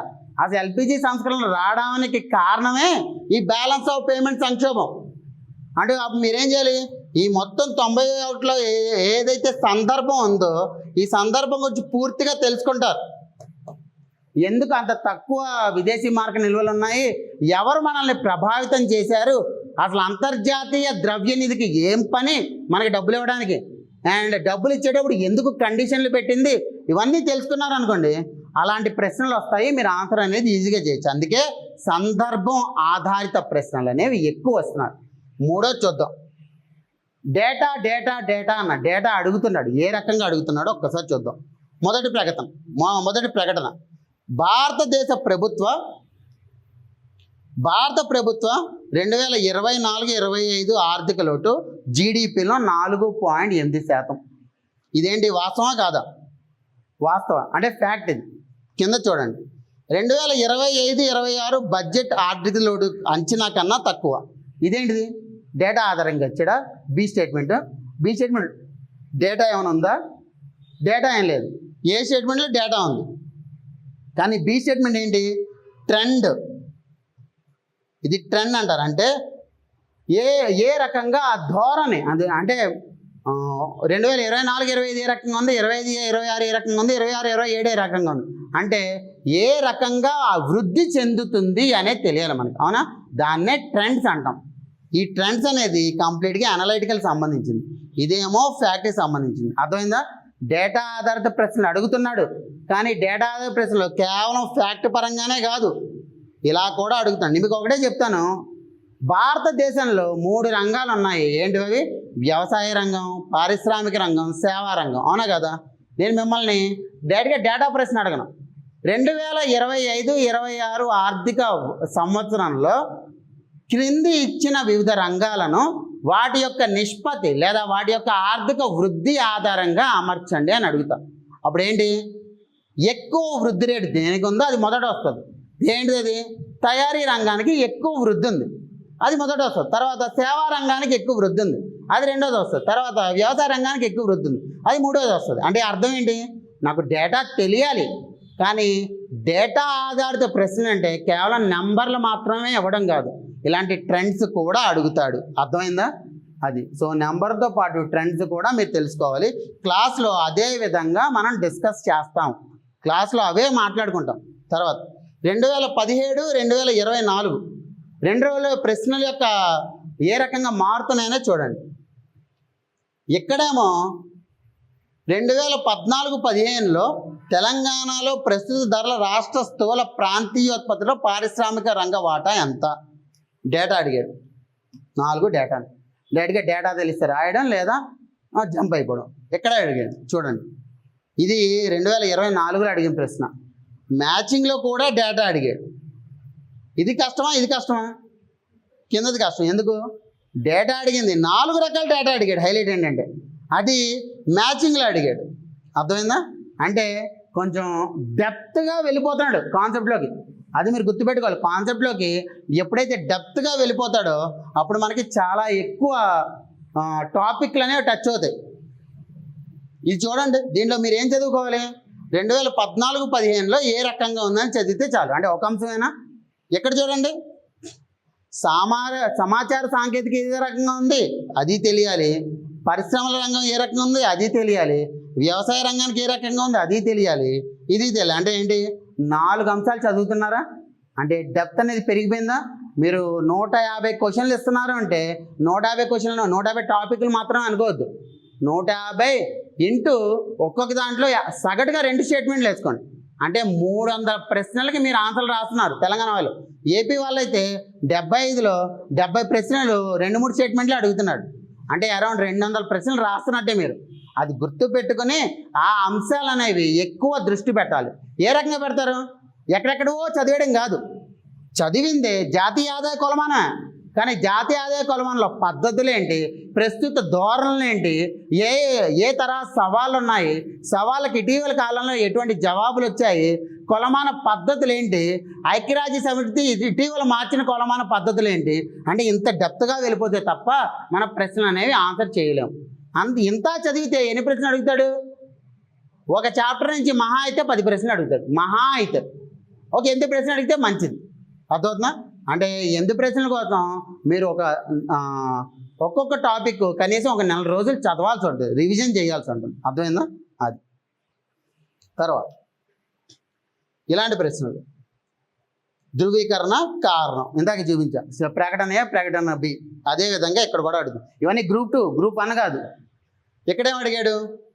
పోర్టల్ ఏంటివి అనేది అడిగాడు అంతే. అంటే ఇక్కడ కూడా అరేంజ్మెంట్ క్వశ్చన్లు అడుగుతున్నాడు. ఆరోహణ అవరోహణ క్రమాలు అరేంజ్మెంట్ క్వశ్చన్లు కూడా డేటా ఆధారంగా అడిగిన ప్రశ్నలే. మీకు ఇదే చూడండి, ఏమడిగాడు ఇక్కడ? తెలంగాణ ప్రభుత్వం అమలు చేసిన క్రింది పథకాలను అవి ప్రారంభించిన నెలలు కాలక్రమానుసారంగా అమర్చండి. డేటానేనా? నెల అంటే ఏ నెల అంటే డేటానేనా? కానీ ఇక్కడ డేటా ఏమైనా ఇచ్చాడా? అక్టోబరా నవంబరా అని ఏమి ఇచ్చాడు? మీకు అక్టోబరు, నవంబరు, డిసెంబర్, జనవరి, ఫిబ్రవరి తెలియాలి. తెలిసిన తర్వాతే ఇది మీరు ఆన్సర్ చేయగలరు, అవునా కదా? అంటే డేటా లేకుండా అడుగుతున్నాడు. అది మీరు గుర్తుపెట్టుకుని మీరు చదవాలి. అందుకే ఎకానమీ కొంచెం కష్టం ఎందుకు అయిపోయిందంటే ఇందుకే అయిపోయింది. ఎందుకంటే డేటా డైరెక్ట్గా అడగట్లా, డేటాని అరేంజ్మెంట్ క్వశ్చన్లు, మ్యాచింగ్ క్వశ్చన్లు అడిగి చంపేస్తున్నాడు. స్టేట్మెంట్ క్వశ్చన్లు అడుగుతుంది, అనాలిసిస్ క్వశ్చన్లు ఎక్కువ అడుగుతున్నాడు. ఇది చూద్దాం. ఏపీ వాళ్ళకి అడిగాడు ఇది ఏంటి? సెబీ గురించి. సెబీ అంటే ఏంటి? Securities and exchange board of India. అది స్టాక్ మార్కెట్కి సంబంధించింది. ఆ స్టాక్ మార్కెట్ మీకు ఉందా? స్టాక్ మార్కెట్ ఉందా? సిలబస్ చూడాలి కదా. స్టాక్ మార్కెట్ అనేది మీకు లేదు అసలు. ఆ టాపిక్ ఏపీ వాళ్ళకే లేదు, తెలంగాణ వాళ్ళకే లేదు. కానీ ఇది ఎందుకు అడిగాడు? ఇందాక చెప్పినట్టు కరెంట్ అఫైర్స్ ఆధారంగా ఇది అడిగాడు. అందులో నువ్వు డైరెక్ట్ స్టేట్మెంట్ క్వశ్చన్ కాదు, 4 స్టేట్మెంట్ క్వశ్చన్. అందుకే కరెంట్ అఫైర్స్ ఎప్పటికప్పుడు మనం తెలుసుకోవాలి. నాకు సిలబస్లో లేదు, నేను చదవనంటే ఊరుకోం, మనకే మార్కులు పోతాయి. అర్థమైందా? ఇక్కడ కార్పొరేషన్ గురించి అడిగాడు. కానీ కార్పొరేషన్ ఏంటి? Year of establishment. ఇదివరకు ఎలా అడిగేవాడు? 98, 99, 2000, 2001 ఈ 4 సంవత్సరాల్లో సరైన సంవత్సరం ఎన్నుకోండి అనేవాడు. కానీ ఇక్కడేమో అడిగాడు? మళ్ళీ అరేంజ్మెంట్ అడిగాడు. కానీ దాని యొక్క స్థాపిత సంవత్సరం మీకు తెలియాలి. అర్థమవుతుందా? సో ఇయర్లు గుర్తుపెట్టుకుంటే సరిపోదు, ఇయర్లు అమెరికా కూడా గుర్తుపెట్టుకోవాలి. హైలైట్ ఏంటంటే అది. ఇది తెలంగాణకి సంబంధించి. అందరూ సామాజిక ఆర్థిక సర్వే చదువుకుందాం, డేటా అంతా దాంట్లో నుంచి వస్తుంది అంటారు. కానీ దాంట్లో చూడండి ఎలా అడిగాడు. ఏంటి? సంవత్సరాలు అడిగాడు.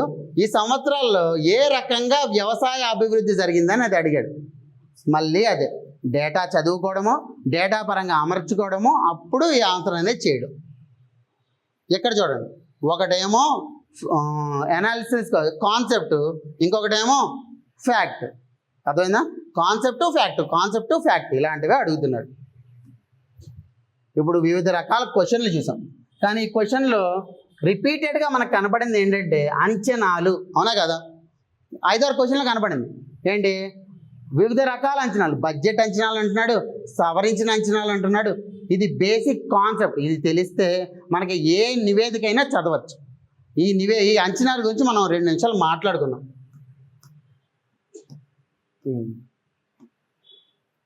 అసలు ఈ అంచనాలు ఎక్కడొస్తాయి? బడ్జెట్లో వస్తాయి. బడ్జెట్ ఆర్థిక సర్వేలో వస్తాయి. ముందు బడ్జెట్కి ఆర్థిక సర్వేకి తేడా ఏంటంటే రెండింటికి. బడ్జెట్ ఇచ్చారుగా, మళ్ళీ ఆర్థిక సర్వే ఎందుకు ఇస్తారు? ప్రతి సంవత్సరం కూడా ఫిబ్రవరి 1వ తారీఖు బడ్జెట్ వస్తుంది, అవును కదా? ఒక రోజు ముందు, వర్కింగ్ డే ముందు మీకు ఆర్థిక సర్వే వస్తుంది. 2 వస్తున్నాయి. ఎందుకు 2? ఒకటి ఇస్తే సరిపోద్ది కదా. మీరు తెలుసుకోవాల్సింది ఏంటంటే బడ్జెట్ అనేది వచ్చే సంవత్సర ఆదాయ వ్యయాలు ఏ రకంగా ఉంటాయి అనేది బడ్జెట్ అయితే, ఆర్థిక సర్వే అనేది ముగిసిన సంవత్సరం యొక్క ఆదాయ వ్యయ లెక్కలు. అర్థమవుతుందా? ముగిసిన సంవత్సరంలో ఏ రంగం ఎంత అభివృద్ధి చెందింది, ముగిసిన సంవత్సరంలో ఏ రంగం ఎంత వ్యయం చేసింది, ముగిసిన సంవత్సరంలో ఏ రంగంలో ఎలాంటి పథకాలు ప్రవేశపెట్టారు, ఇవన్నీ కూడా ఆర్థిక సర్వేలో ఉంటాయి. ఎప్పుడైతే ఆర్థిక సర్వేలో ముగిసిన సంవత్సరం అంటున్నానో, ముగిసిన సంవత్సరం లెక్కలు ఎప్పుడు వస్తాయి? సంవత్సరం పూర్తయిన తర్వాత, అంతే కదా. సంవత్సరం అంటున్నానంటే ఒక ఆర్థిక సంవత్సరం గురించి నేను మాట్లాడుతున్నాను. భారతదేశంలో ఆర్థిక సంవత్సరం అంటే ఏంటంటే, దేన్ని ఆర్థిక సంవత్సరంగా సూచిస్తాం మనం?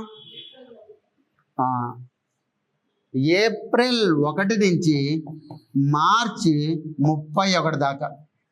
ఏప్రిల్ 1, 2025 నుంచి మార్చి 31, 2026 వరకు ఆర్థిక సంవత్సరం అంటారు. 12 నెలలు. ఈ 12 నెలలు ఆర్థిక సంవత్సరం అంటే, ఈ ఆర్థిక సంవత్సరంలో త్రైమాసికాలు ఉంటాయి. అంటే 3 నెలలు. ఈ 3 నెలలు అలా నా త్రైమాసికాలు ఎన్ని ఉంటాయి? ఒక త్రైమాసికం 3 నెలలు అన్నాను. ఒక వార్షిక సంవత్సరం 12 నెలలు, అది ఆర్థిక సంవత్సరం. అంటే ఎన్ని ఉంటాయి త్రైమాసికాలు? 4 త్రైమాసికాలు ఉంటాయి.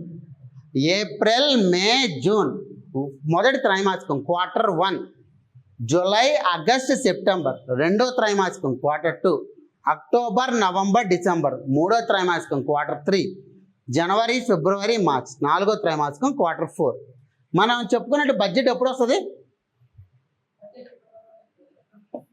ఫిబ్రవరి 1వ తారీఖు వస్తుంది. ఫిబ్రవరి 1వ తారీఖు వస్తుంది. అంటే ఆర్థిక సంవత్సరం పూర్తయిపోయిందా? మరి అవ్వకుండా లెక్కలలో ఇచ్చేస్తుంది ప్రభుత్వం. అదే కదా మనకు క్వశ్చన్ రావాల్సింది. ఆర్థిక సంవత్సరం పూర్తయ్యాక కదా గణాంకాలన్నీ ఇవ్వాల్సిందే. ఆర్థిక సంవత్సరం పూర్తవకముందు లెక్కలలో ఇచ్చేస్తుంది. సామాజిక ఆర్థిక సర్వే 2025-25 అని, ఆర్థిక సర్వే 2025-26 అన్నాం. భారతదేశ ఆర్థిక సర్వే. భారతదేశ ఆర్థిక సర్వే ఎప్పుడు రావాలి? ఆర్థిక సంవత్సరం పూర్తయిన తర్వాత రావాలి, అంతేనా? మరి పూర్తి అవ్వక ముందే ఎలా వస్తుంది? అప్పుడే మనం ఈ అంచనాలను తెలుసుకోవాలి. అర్థమైందా? దానికోసం మనకు అంచనాలు కావాలి. ఈ అంచనాల్లో మొదటిది ఏంటిది? అది ముందస్తు అంచనాలు. ముందస్తు అంచనాలు. ఈ అంచనాలు మీకు అవసరం ఏంటి? పేపర్ చదవడానికైనా లేదా బడ్జెట్ అది తెలుసుకోవడానికైనా ముందస్తు అంచనాలు. నేనేమంటున్నాను? ముందస్తు అంటున్నాను. ఎందుకంటే మనకి బడ్జెట్ ప్రవేశపెట్టేటప్పటికి ఎన్ని త్రైమాసికాలు అవుతాయండి?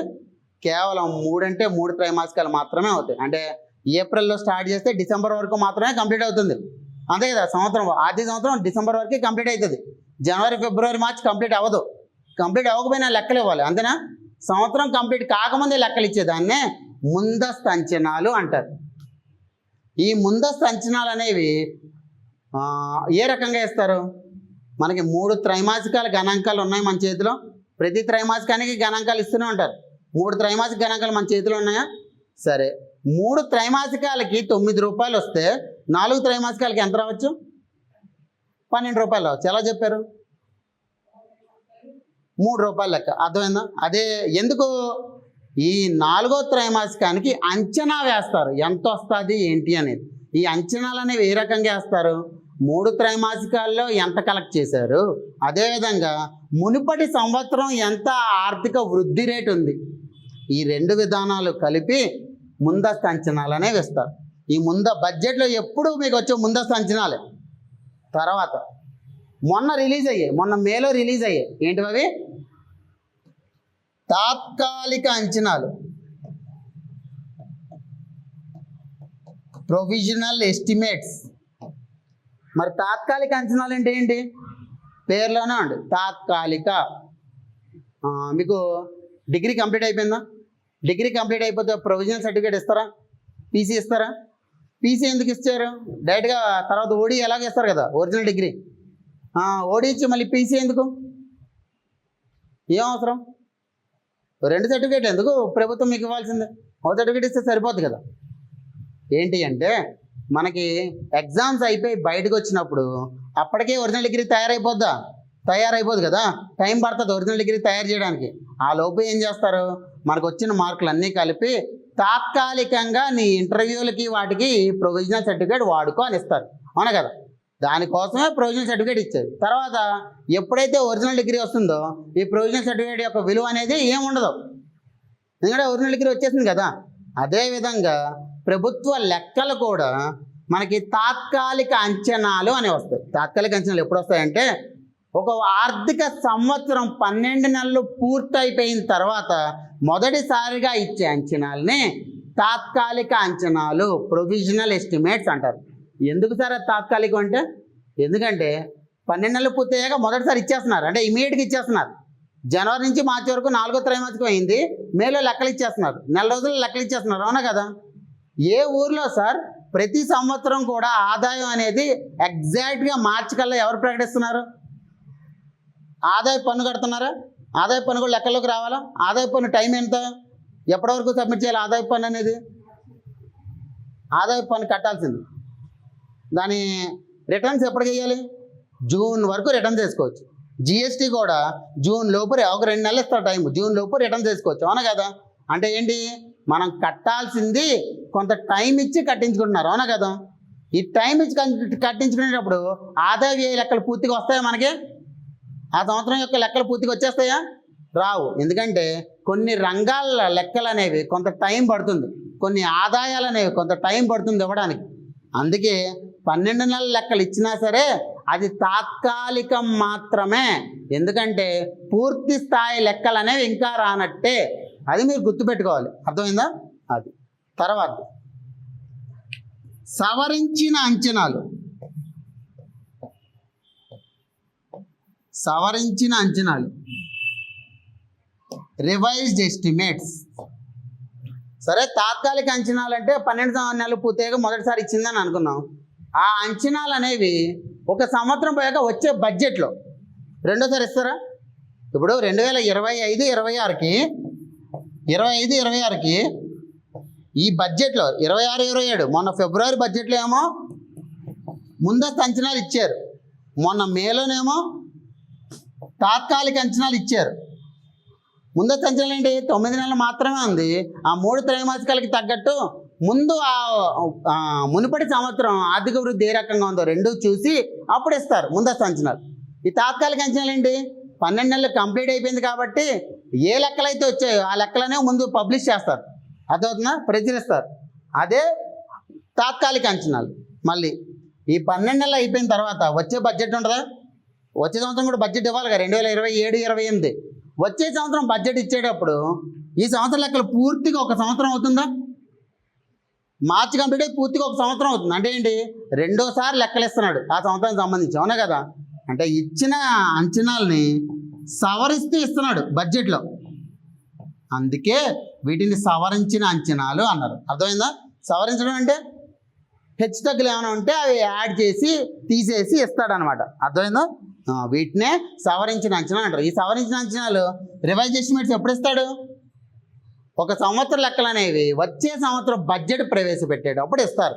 అంటే ఈ 2025-26 గత సంవత్సరం ఆర్థిక సర్వే వచ్చింది కదా, ఆర్థిక సర్వే లెక్కలు అనేవి పూర్తి స్థాయిగా ఎప్పుడు వస్తాయి, 2027-28 బడ్జెట్ నాటికి వస్తాయి. దాన్నే సవరించిన అంచనాలు అంటారు, రివైజ్డ్ ఎస్టిమేట్స్. ఈ సవరించిన అంచనాలు ఒక సంవత్సరం కాదు, 3 సార్లు చేస్తారు. అలాగే మొదటిసారి సవరించిన అంచనాలు, రెండోసారి సవరించిన అంచనాలు, మూడోసారి సవరించిన అంచనాలు. First revised estimates, second revised estimates and third revised estimates. 3 సార్లు అవి సవరించిన తర్వాత అప్పుడు కాగ్ ఆడిట్కి వెళ్తాయి లెక్కలు. కాగ్ ఆడిట్ అంటే కంట్రోలర్ అండ్ ఆడిటర్ జనరల్, అంటే ప్రభుత్వ ఖజానా, కన్సాలిడేటెడ్ ఫండ్ ఆఫ్ ఇండియా అని ఉంటుంది. ప్రభుత్వ ఖజానా, భారతదేశ సంచిత నిధి. ఆ కన్సాలిడేటెడ్ ఫండ్ నుంచి ఏదైతే మనం ఖర్చు పెట్టామో ఆ ఖర్చు పెట్టిన లెక్కలన్నీ కూడా పార్లమెంట్కి చూపెట్టాలి. ఆ పార్లమెంట్కి ఏ సంవత్సరం ఆ సంవత్సరం చూపెట్టరు, బడ్జెట్ రూపంలో ఇస్తారు, అది వేరే లెక్క. కానీ మొత్తం ఆడిట్ చేసేదేమో కాగ్ అనే సంస్థ ఆడిట్ చేస్తుంది, రాజ్యాంగబద్ధ సంస్థ అది. ఇది ఆడిట్ చేసిన తర్వాత లెక్కలన్నీ కూడా అప్పుడు పక్కకి పెడతారు, అర్థమైందా. ఇది వివిధ రకాల అంచనాలు. ఈ అంచనాల్లో మనకి మొత్తం అన్ని కూడా ఆర్థిక సర్వేలో నేను పేర్కొనే అంచనాలు ఇచ్చాను, బడ్జెట్లో కూడా ఒక అంచనాలు ఇస్తారు. ఏంటివి? బడ్జెట్ అంచనాలు అంటారు, బిఈ. బడ్జెట్ అంచనాలు అంటే ఏంటి? సింపుల్, బడ్జెట్లో పేర్కొన్న అంచనాలు. బడ్జెట్లో ఏం పేర్కొంటారు? వచ్చే సంవత్సరం ఆదాయం ఎంత వస్తుంది, వచ్చే సంవత్సరం వ్యయం ఎంత అవుతుంది. వచ్చే సంవత్సరం ఆదాయం ఒక 100 కోట్లు వస్తుంది అన్నాం, బడ్జెట్ ఎస్టిమేట్స్, బడ్జెట్ అంచనానే 100 కోట్లు. వచ్చే సంవత్సరం వ్యయం ఒక 200 కోట్లు అన్నాను, బడ్జెట్ ఎస్టిమేట్స్ 200 కోట్లు. ఇప్పుడు ఈ క్వశ్చన్లో చూద్దాం మనం.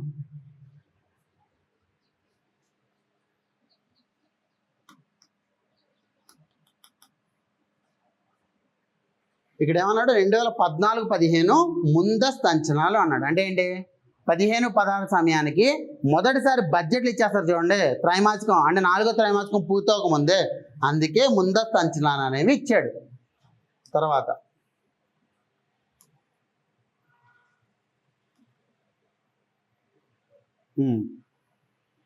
ఇక్కడ తీసుకున్నాం సెకండ్ అడ్వాన్స్ ఎస్టిమేట్, SAE. ఇది కూడా ముందస్తు అంచనాలే, రెండోసారి ఇచ్చింది, రెండోసారి కూడా ముందస్తు అంచనాలు ఇచ్చిన వాటి గురించి అడుగుతున్నాడు. తర్వాత ఇక్కడ revise estimate, RE. Revise estimate అంటే ఏంటి? సవరించిన అంచనాలు, వచ్చే సంవత్సరం బడ్జెట్లో ఇచ్చే అంచనాలు. కిందేమో బడ్జెట్ ఎస్టిమేట్ అన్నాడు. అంటే అర్థం ఏంటి? 2024-25కి ఏమో వచ్చే సంవత్సరం 25-26 బడ్జెట్లో ఇచ్చారు, అందుకే సవరించిన అంచనాలు. అది బడ్జెట్ ఏంటి? 25-26. ఈ 25-26కి బడ్జెట్ లెక్కలు, వచ్చే సంవత్సరం ఏ రకంగా ఉండే లెక్కలు. అర్థమైందా? అంటే మీకు అర్థమైంది ఎలాంటి క్వశ్చన్ అడుగుతున్నాడు? డేటా అడిగేది కూడా దేని పరంగా అడుగుతున్నాడు? ముందస్తు అంచనాల పరంగా డేటా అడుగుతున్నాడా, సవరించిన అంచనాల పరంగా డేటా అడుగుతున్నాడా, లేదా తాత్కాలిక అంచనాల పరంగా డేటా అడుగుతున్నాడా? డేటా అడిగే విధానం కూడా మారుతుంది. మీకు ఒకటే చెప్తున్నాను ఏంటంటే, భారతదేశ స్థూల దేశీయోత్పత్తి యొక్క వాస్తవ GDP వృద్ధి రేట్ అనేది ముందస్తు అంచనాల ప్రకారం 7.6%. అదే తాత్కాలిక అంచనాల ప్రకారం ప్రొవిజనల్ ఎస్టిమేట్స్ 7.7%. తేడా ఉందా రెండింటికి? సో ఈ తేడాని గమనించి దేని గురించి అడిగాడు అని తెలుసుకుని అప్పుడు రాయాలి మనం. ఓకేనా? అర్థమైందా అందరికీ? యా.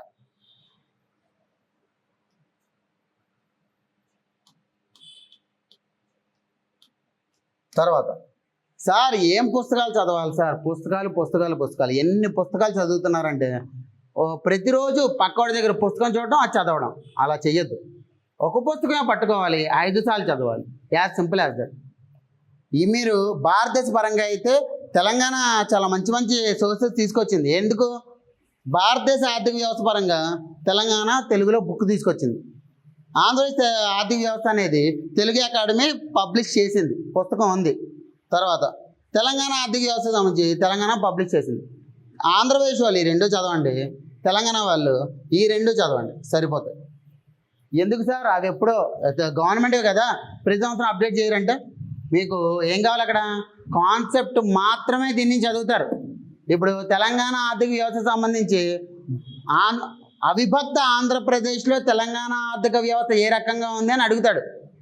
1956 నుంచి 2014 వరకు ఏ రకంగా ఉందని దీంట్లో ఇచ్చాడు. అది ఏమైనా మారుతుందా? ఇప్పుడు 2014 అయిపోయింది కదా.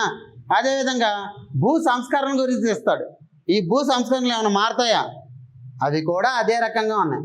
అదేవిధంగా హైదరాబాద్ సంస్థానంలో తెలంగాణ ఆర్థిక వ్యవస్థ గురించి అడుగుతాడు, ఏమైనా మారుతుందా? అదే విధంగా ఉంటుంది. అర్థమైందా? ఇంకా 2011 లెక్కలే మనకున్నాయి. అవి 2011 లెక్కలు దీంట్లో ఆల్రెడీ ఉన్నాయి. అందువల్ల ఏంటి అంటే ఈ పర్టికులర్ పుస్తకాలు చదువుకొని ఒకసారి కాదు, ఒక పుస్తకం అనేది 5 సార్లు చదవండి. దీని నుంచి నోట్స్ చేసుకోండి, టెస్టులు రాయండి. రిపీట్ మీరు చేయాల్సింది అదే. అర్థమైందా? మీరు అది చేస్తే సరిపోతుంది. ఏ ఎగ్జామ్ అయినా మీరు రాసేయగలరు, అది గుర్తుపెట్టుకోండి. ఓకేనా?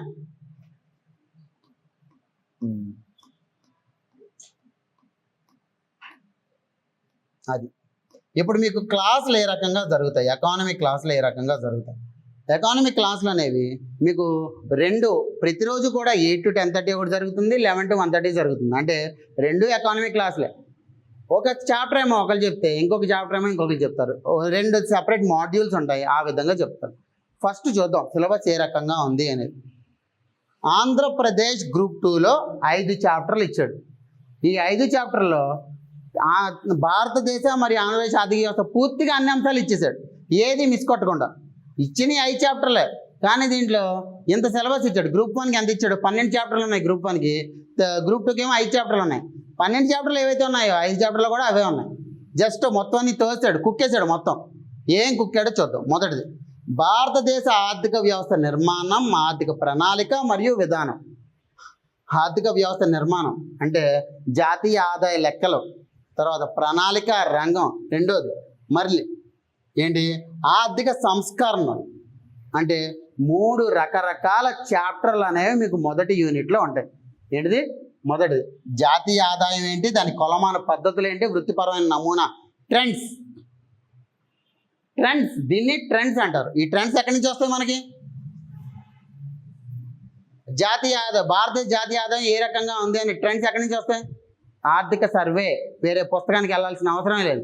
ఆర్థిక సర్వేలో గత 4 సంవత్సరాలు 2022, 23 ఏ రకంగా ఉంది, 23, 24 ఏ రకంగా ఉంది, 24, 25 ఏ రకంగా ఉంది, 25, 26 ఏ రకంగా ఉంది, 4 సంవత్సరాలకు సంబంధించి ఇస్తాడు.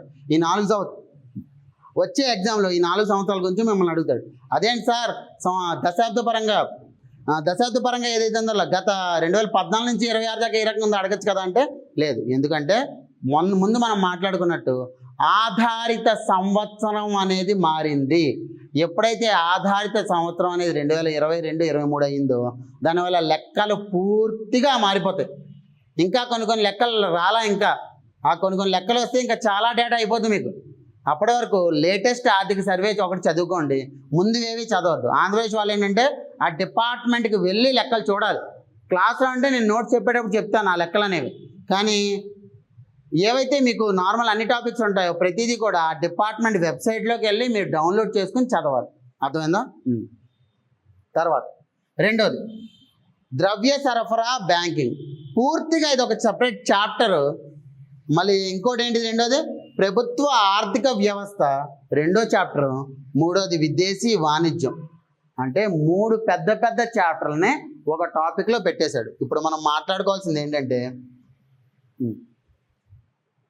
భారతదేశ ఆర్థిక వ్యవస్థలో దాని ఏమంటారు అత్యుత్తమ స్థాయిలో ఎవరు నిర్ణయాలు తీసుకుంటారు?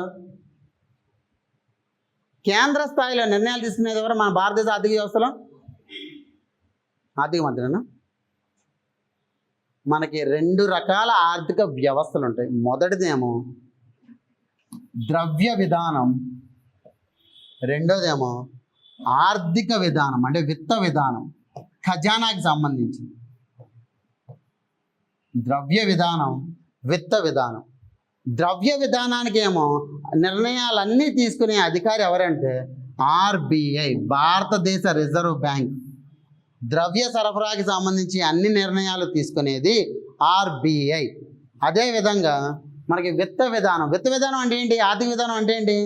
మన ఖజానా ఏదైతే ఉందో ఖజానాలో జమ అయ్యే డబ్బులకి, ఖజానా నుంచి చేసే వ్యయానికి, రాబడి వ్యయం,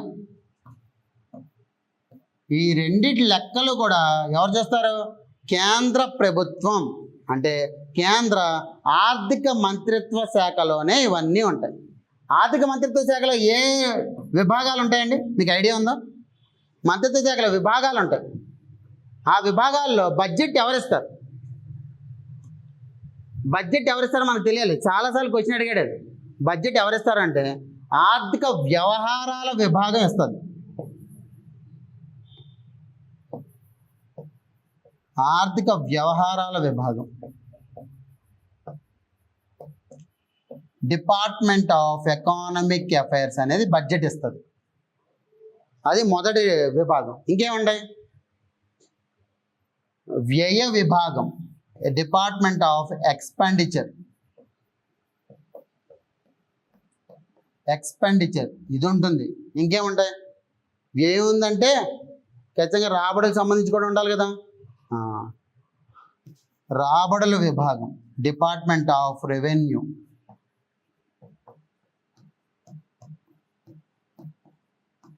ఇంకేముంటాయి? ఇటీవల కాలంలో మనకు ఒక సెపరేట్ డిపార్ట్మెంట్ ఉంది. ఏంటిది అది? డిపార్ట్మెంట్ ఆఫ్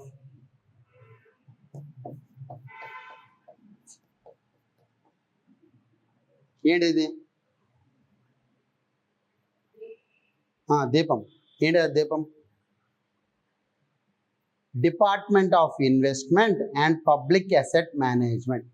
ఆర్థిక ఆస్తులు అనేవి ఏవైతే ఉంటాయో ఆస్తుల నిర్వహణ విభాగం అది. ఏంటిది? ఆస్తుల నిర్వహణ విభాగం. ఆస్తుల నిర్వహణ ఏ రకంగా చేస్తుంది? పెట్టుబడుల ఉపసంహరణ. పెట్టుబడుల ఉపసంహరణకు సంబంధించి డబ్బులు వస్తున్నాయా? అదేవిధంగా మనకి చాలా చాలా మటుకు లీజుకి ఇచ్చి డబ్బులు తీసుకుంటున్నారు. ఇవన్నీ చేసేది ఈ డిపార్ట్మెంట్. అర్థమైందా? ఈ డిపార్ట్మెంట్లు అన్నీ కూడా మనకి ఆర్థిక మంత్రిత్వ శాఖలోకి వస్తాయి. తర్వాత ద్రవ్య విధానం ఎవరిస్తున్నారు? ద్రవ్య విధానం ఆర్బీఐ ఇస్తుంది. దాన్నే ద్రవ్య పరపతి విధానం. పూర్తిగా మారిపోయింది. ఇప్పుడు దానికి చాలా ఎక్కువ ప్రాముఖ్యత పెరిగిపోయింది ద్రవ్య పరపతి విధానానికి. ఆర్థిక విధానం, విత్త విధానం ఎవరిస్తున్నారు? కేంద్ర ప్రభుత్వం ఇస్తుంది. అంటే రెండు సెపరేట్, రెండు కూడా కలిపి మనకి ఏం చేశారు? ఒకే చాప్టర్లో పెట్టేశారు. ఒక్కొక్కటి చాలా పెద్ద టాపిక్, ఒక్కొక్కటి వారం పడుతుంది. రెండు సెపరేట్ ఇచ్చి పెట్టాల్సింది రెండు కలిపి పెట్టారు. తర్వాత విదేశీ వాణిజ్యం, ఫారెన్ ట్రేడ్. అంటే పూర్తిగా ఎక్స్టర్నల్ సెక్టర్ అనేది సెపరేట్గా ఒక చాప్టర్ చదువుతారు. అది కూడా మీకు కలిపి ఇక్కడ పెట్టేశారు. అంటే ద్రవ్య విధానం చదవాలి, విత్త విధానం చదవాలి, వాణిజ్యం, విదేశీ వాణిజ్యం గురించి చదువుకోవాలి. మూడు కూడా ఒకే చాప్టర్లో ఉన్నాయి. తర్వాత అన్నిటికంటే కష్టం ఈ యూనిట్. ఎందుకు? 3 రంగాలు. వ్యవసాయ రంగానికి ఒక వారం పడుతుంది. వ్యవసాయ రంగంలో ఏమేమి ఉంటాయి? కేవలం వ్యవసాయ రంగమేనా? లేదు. వ్యవసాయ రంగంతో పాటు అనుబంధ రంగాలు కూడా ఉంటాయి. ఆ అనుబంధ రంగాలు ఏంటివి? పశు పరిశ్రమ, పశుపోషణ, అటవీ ఉత్పత్తులు, మత్స్య పరిశ్రమ, హార్టికల్చర్, ఇవన్నీ కూడా అనుబంధ రంగాలు. ఈ అనుబంధ రంగం, ఉద్యానవన పంటలు, ఈ అనుబంధ రంగాలన్నీ కూడా ఇంపార్టెంట్.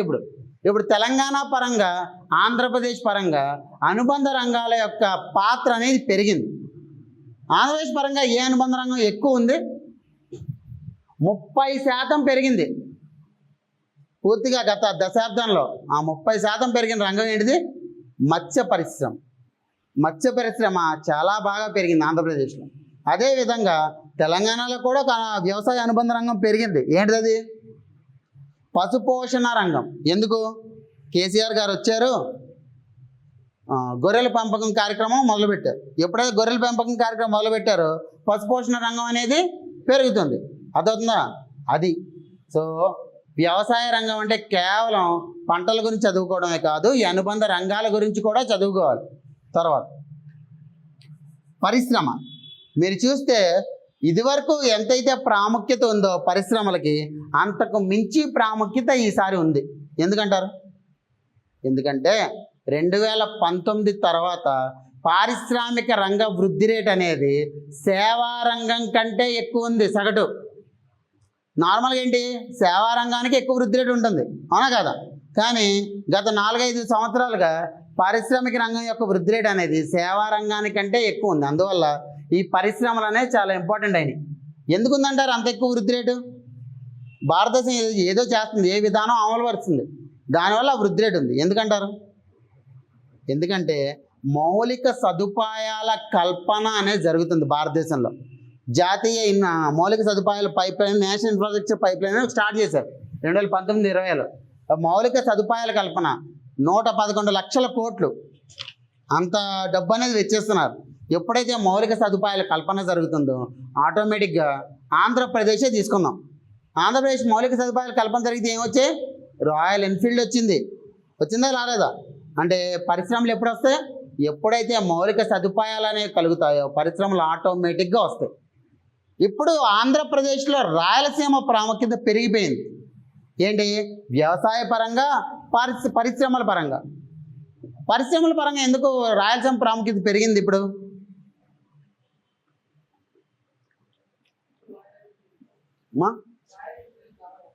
కేవలం రాయల్ ఎన్ఫీల్డ్ కాదు, ఇంకా పెరిగాయి. ఎందువల్ల అంటారు? పరిశ్రమల పరంగా రాయలసీమ చూస్తే మీరు దాని యొక్క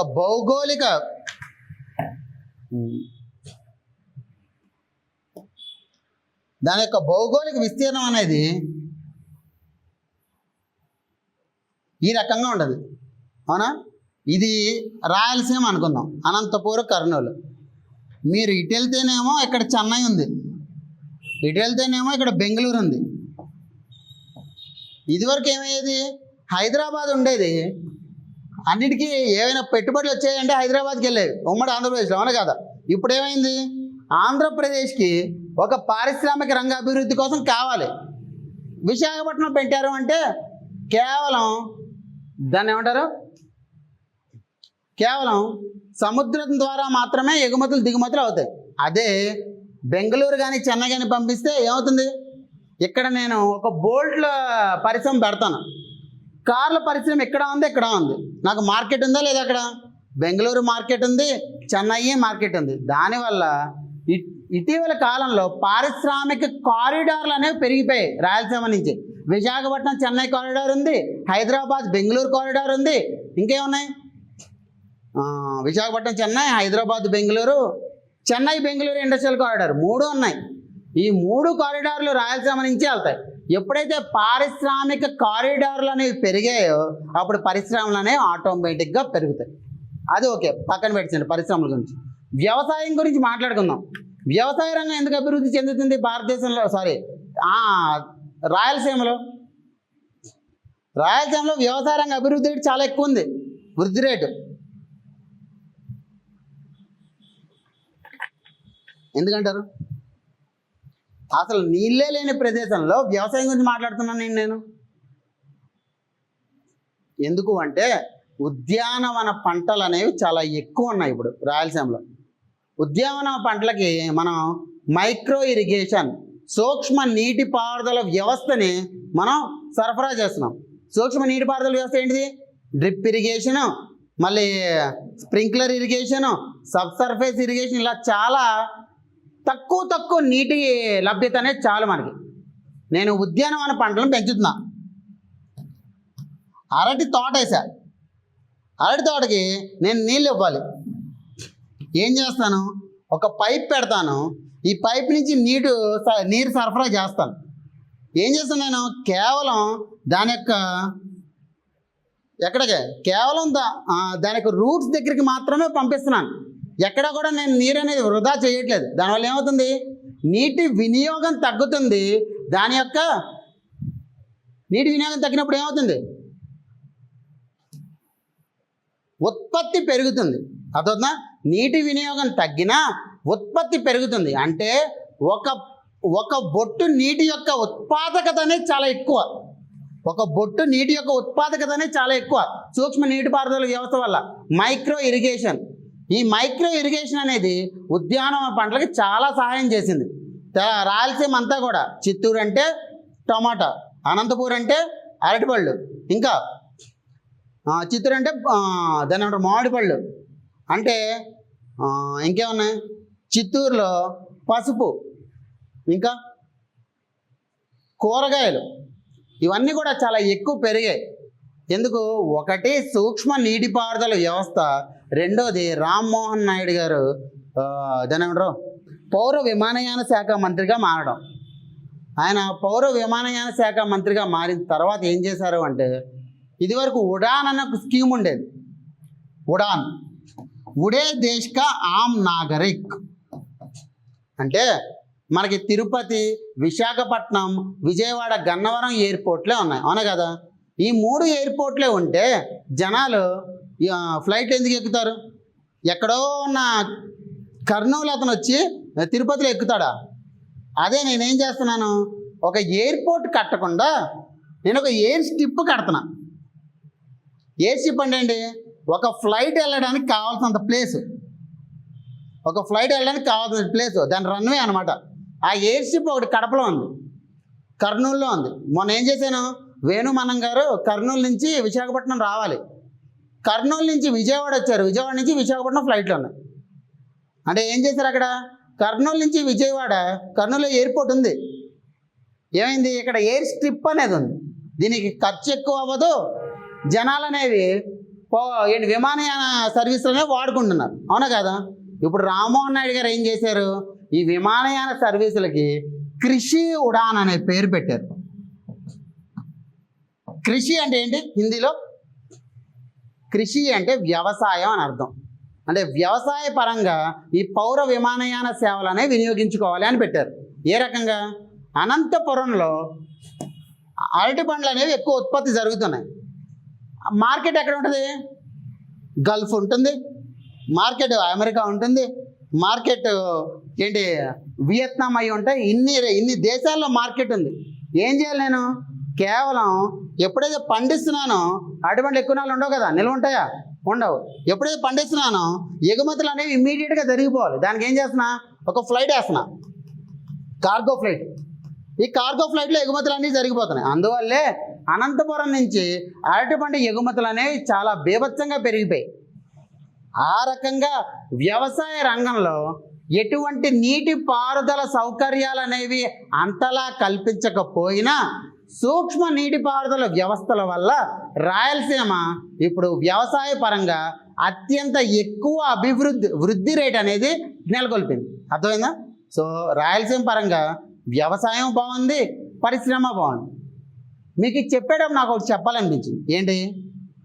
నేను నీటిపారుదల వ్యవస్థ గురించి మాట్లాడేటప్పుడు రాయలసీమలో నీటిపారుదల వనరులు ఉన్నాయా? లేవు. తెలంగాణలో రెండూ కూడా కరువును చూసే. మన ఉమ్మడి ఆంధ్రప్రదేశ్లో తెలంగాణ కరువును చూసింది, రాయలసీమ కరువును చూసింది. కానీ రెండిటి యొక్క కరువు కారణాలు ఒకటి కాదు. ఎందుకంటారు? ఆ కరువుకి కారణాలు వేరు వేరు. ఇప్పుడు మీరు రాయలసీమ చూస్తే రాయలసీమ ఏ ప్రాంతంలో ఉందండి? ఎక్కడేమో తూర్పు కనుమలు ఉంటాయి, అవునా కదా? ఎక్కడేమో పశ్చిమ కనుమలు ఉంటాయి, అవునా కదా? మనకి మాన్సూన్ వచ్చింది అంటే ఏమవుతుంది? అటు నుంచి ఒకటి వస్తుంది, ఇటు నుంచి ఒకటి వస్తుంది. మధ్యలో ఈ కొండలకు తగులుతాయి.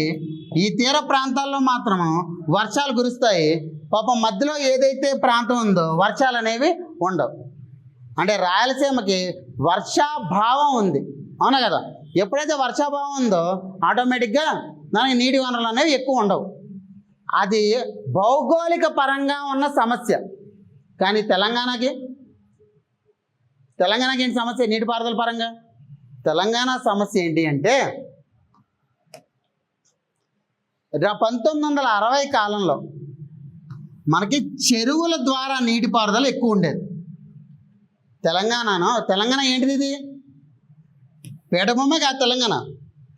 తెలంగాణ ఎప్పుడైతే పీఠభూమి ఉంటుందో నీళ్ళు అనేవి ఉంటాయా? నిల్వ ఉంటాయా? పూర్తిగా భూగర్భ జలాలు అవ్వో. ఎందుకు? అది పీఠభూమి, భూగర్భ జలం అంత ఉండదు. అందువల్ల ఏం చేశారు? కాకతీయుల కాలం నుంచి చెరువులు అనేవి కట్టారు. ఈ చెరువులు కూడా ఏంటి? ఎలాంటి చెరువులు? గొలుసు కట్టు చెరువులు అంటారు. గొలుసు కట్టు చెరువులు అంటే ఇక్కడ ఒక చెరువు కడతారు. ఈ చెరువులో దాని వర్షాలు పడతాయి. ఈ చెరువు ఎప్పుడైతే నిండిపోతుందో దీని నుంచి నీరు అనేది కింద చెరువుకి వస్తుంది, మళ్ళీ దాని నుంచి కింద చెరువుకి వస్తుంది. అంటే దీనివల్ల ఏమైంది? నీటి పారుదల చెరువుల ఆధారంగా చేసేవాళ్ళు. కానీ 1960ల తర్వాత మనం ఈ చెరువుల ద్వారా ఏదైతే నీటిపారుదల వ్యవస్థ ఉందో అది మనం పట్టించుకోవడం మానేసాం. ఎందుకంటే ఆ సమయంలో మనకి హరిత విప్లవం రావడం వల్ల కాలువలో పెద్ద పెద్ద భారీ ప్రాజెక్టుల మీద ఎక్కువ దృష్టి పెట్టాం. భారీ నీటిపారుదల వ్యవస్థ మీద ఎప్పుడైతే ఎక్కువ దృష్టి పెట్టామో అప్పుడు ఈ చెరువుల మీద దృష్టి పెట్టడం మర్చిపోయాం. ఎప్పుడైతే చెరువుల మీద దృష్టి పెట్టమో ఏమవుతాయి? చెరువులు అనేవి పూడికలు తీయబోతే ఏమవుతుంది? దాని యొక్క నిల్వ సామర్థ్యం అనేది తగ్గిపోతుంది, అవునా? దీంతో పాటు 1980ల్లో ఎన్టీఆర్ గారు పవర్లోకి వచ్చిన తర్వాత పటేల్ పట్వారీ వ్యవస్థనే నిర్మూలించారు. ఎప్పుడైతే పటేల్ పట్వారీ వ్యవస్థ నిర్మూలిస్తారో వీళ్ళే ఈ పూడికలు అవి తీయించేది. వాళ్ళు ఎప్పుడైతే లేరో ఇంకా పూర్తిగా చెరువులనే కనుమరుగైపోయింది. 1960లో 63% ఉండాల్సిన చెరువుల ద్వారా నీటిపారుదల వ్యవస్థ అనేది 2008 నాటికి ఎంతకు వచ్చింది అనుకుంటున్నారు? కేవలం 13% వచ్చింది. అంటే అంత తగ్గిపోయింది. ఇది శ్రీకృష్ణ కమిటీ రిపోర్ట్లో కూడా ఇచ్చారు. అంటే తెలంగాణ యొక్క కరువు అనేది మానవ తప్పిదం అయితే రాయలసీమ యొక్క కరువు అనేది భౌగోళిక పరంగా ఉన్న ఒక సవాల్ లాంటిది. అర్థమైందా? రెండిటికీ కరువు ఉంది. కానీ అప్పుడు వేరు ఇప్పుడు వేరు. అందుకే 2014లో ఎప్పుడైతే తెలంగాణ ఏర్పడిన తర్వాత ఏం చేశారు, మిషన్ కాకతీయ అనేది ఒకటి పెట్టారు. మిషన్ కాకతీయ ఏంటిది, చెరువుల పూడికలు తీయించి మళ్ళీ చెరువుల యొక్క వినియోగం పెంచడం. ఎప్పుడైతే మిషన్ కాకతీయ అని పెట్టారో మనకి వానాకాలంలో ఏమో వర్షాలు పడతాయి, వానాకాల పంటలు అనేవి ఎక్కువ ఉండవు తెలంగాణలో, ఎందుకంటే వానాకాలంలో వర్షం పడుతుంది. దాని తర్వాత చెరువుల్లో నిల్వ ఉండి యాసంగి పంట ఉంటుంది కదా, ఆ యాసంగి పంటకి కావలసినంత నీరు ఉండదు మన దగ్గర. అప్పుడు చెరువుల ద్వారా నీటి సరఫరా అనేది జరిగేది ఎక్కువ.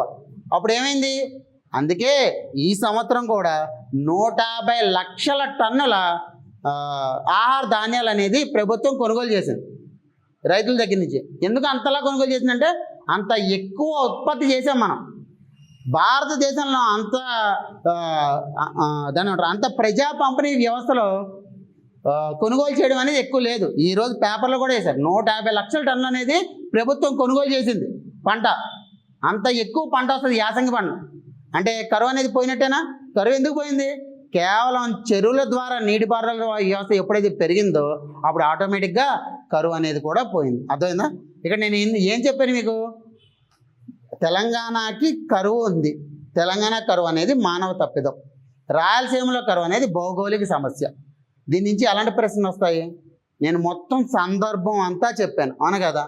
సందర్భం అంతా చెప్పిన మీరేం చేయాలి, తెలంగాణ వల్ల అయితే మిషన్ కాకతీయ ఏంటి, మిషన్ కాకతీయ వల్ల యాసంగి పంట ఎలా పెరిగింది అనే దాని యొక్క ధోరణి చదువుకోవాలి. 2015 నుంచి ఎప్పటి వరకు యాసంగి పంటలు ఏ రకంగా ఆహార ధాన్యాలు అనే ఉత్పత్తి జరుగుతుంది అది చదువుకుంటారు. దాది ఏ రకంగా వచ్చిన ప్రశ్న, సందర్భం అడుగుతాడు, కిందేమో డేటా అడుగుతాడు. ఆంధ్రప్రదేశ్ పరంగా ఏం అడుగుతారు, సూక్ష్మ నీటిపారుదల వ్యవస్థలో ఏ రకమైన నీటిపారుదల మనం ఎక్కువ వాడుతున్నాము.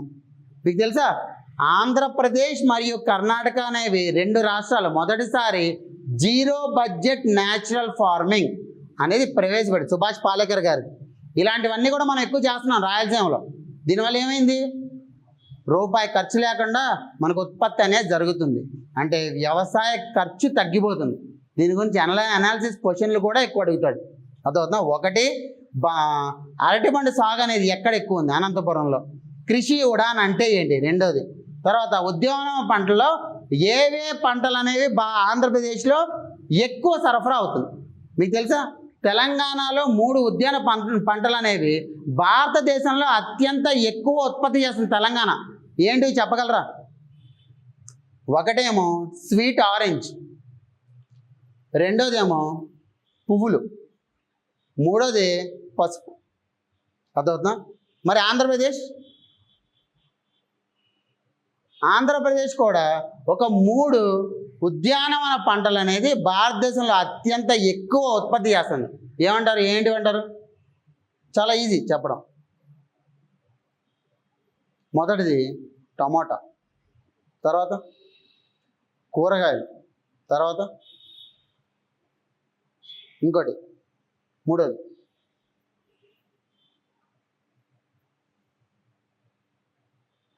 చిల్లీ, మిర్చి. ఓకేనా? ఈ 3 పంటలు భారతదేశంలో ఆంధ్రప్రదేశ్కి ఉన్నాయి. తెలంగాణకి ఉద్యానవన పంటలు ఎక్కువ ఉన్నాయి, ఆంధ్రప్రదేశ్కి ఉద్యానవన పంటలు అనేవి ఎక్కువ ఉన్నాయి. అర్థమైందా? ఇది మనం చదువుకోవాల్సింది. దీంట్లో వ్యవసాయ రంగంలో ఈ 3 కలిపి ఒక చాప్టర్ కింద చేస్తాడు. సేవారంగం అంటే అందరూ కూడా ఐటీ అనుకుంటారు. కానీ ఆంధ్రప్రదేశ్లో చంద్రబాబు నాయుడు గారు ఏం చెప్తున్నారు, ఐటీ యుగం పోయింది, ఏ యుగం వచ్చింది, ఐటీ టు ఏ. అదేవిధంగా క్వాంటమ్ సాంకేతికత పెరుగుతుంది.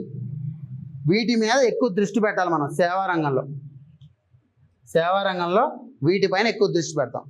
మీరు చూస్తే భారతదేశ ఆర్థిక వ్యవస్థ చదివేటప్పుడు ఆంధ్రప్రదేశ్ ఆర్థిక వ్యవస్థ గురించి చదువుతాం. భారతదేశ ప్రభుత్వ ఆర్థిక వ్యవస్థ చదివేటప్పుడు ఆంధ్రప్రదేశ్ ప్రభుత్వ ఆర్థిక వ్యవస్థ చదువుతాం. భారతదేశ పరంగా వ్యవసాయం పరిశ్రమ సేవలు చదివేటప్పుడు ఆంధ్రప్రదేశ్ పరంగా చదువుతాం. అంటే ఇక్కడ ఏంటి, ఈ 2 పూర్తిగా కాన్సెప్టులు కాదు, కేవలం భారతదేశ పరంగా చదువుతాము, ఇది అప్లై చేసుకుంటాం అంతే. కాన్సెప్ట్ ఏముంటుంది దాంట్లో. భారతదేశ పరంగా జాతీయ ఆదాయం అంటే ఏంటి, భారతదేశ జాతీయ ఆదాయం తలసరి ఆదాయం ఎంత ఉంది, అదే టైంలో ఆంధ్రప్రదేశ్ జాతీయ ఆదాయం ఎంత ఉంది, తలసరి ఆదాయం ఎంత ఉంది. అదవుతుందా? ఈ రకంగా మనం చదువుతూ వెళ్ళిపోవచ్చు. అందుకే ఏపీ సిలబస్ ఎక్కువ ఇచ్చినా సరే ఒక్కసారి ఒక ప్రణాళికాబద్ధంగా చదివితే చాలా ఈజీ ఏపీది. ఇప్పుడు వచ్చాం తెలంగాణ దానికి. తెలంగాణ చూస్తే 140 మార్కులకి మీకు 140. ఎందుకు 140 అని నేను చెప్తాను.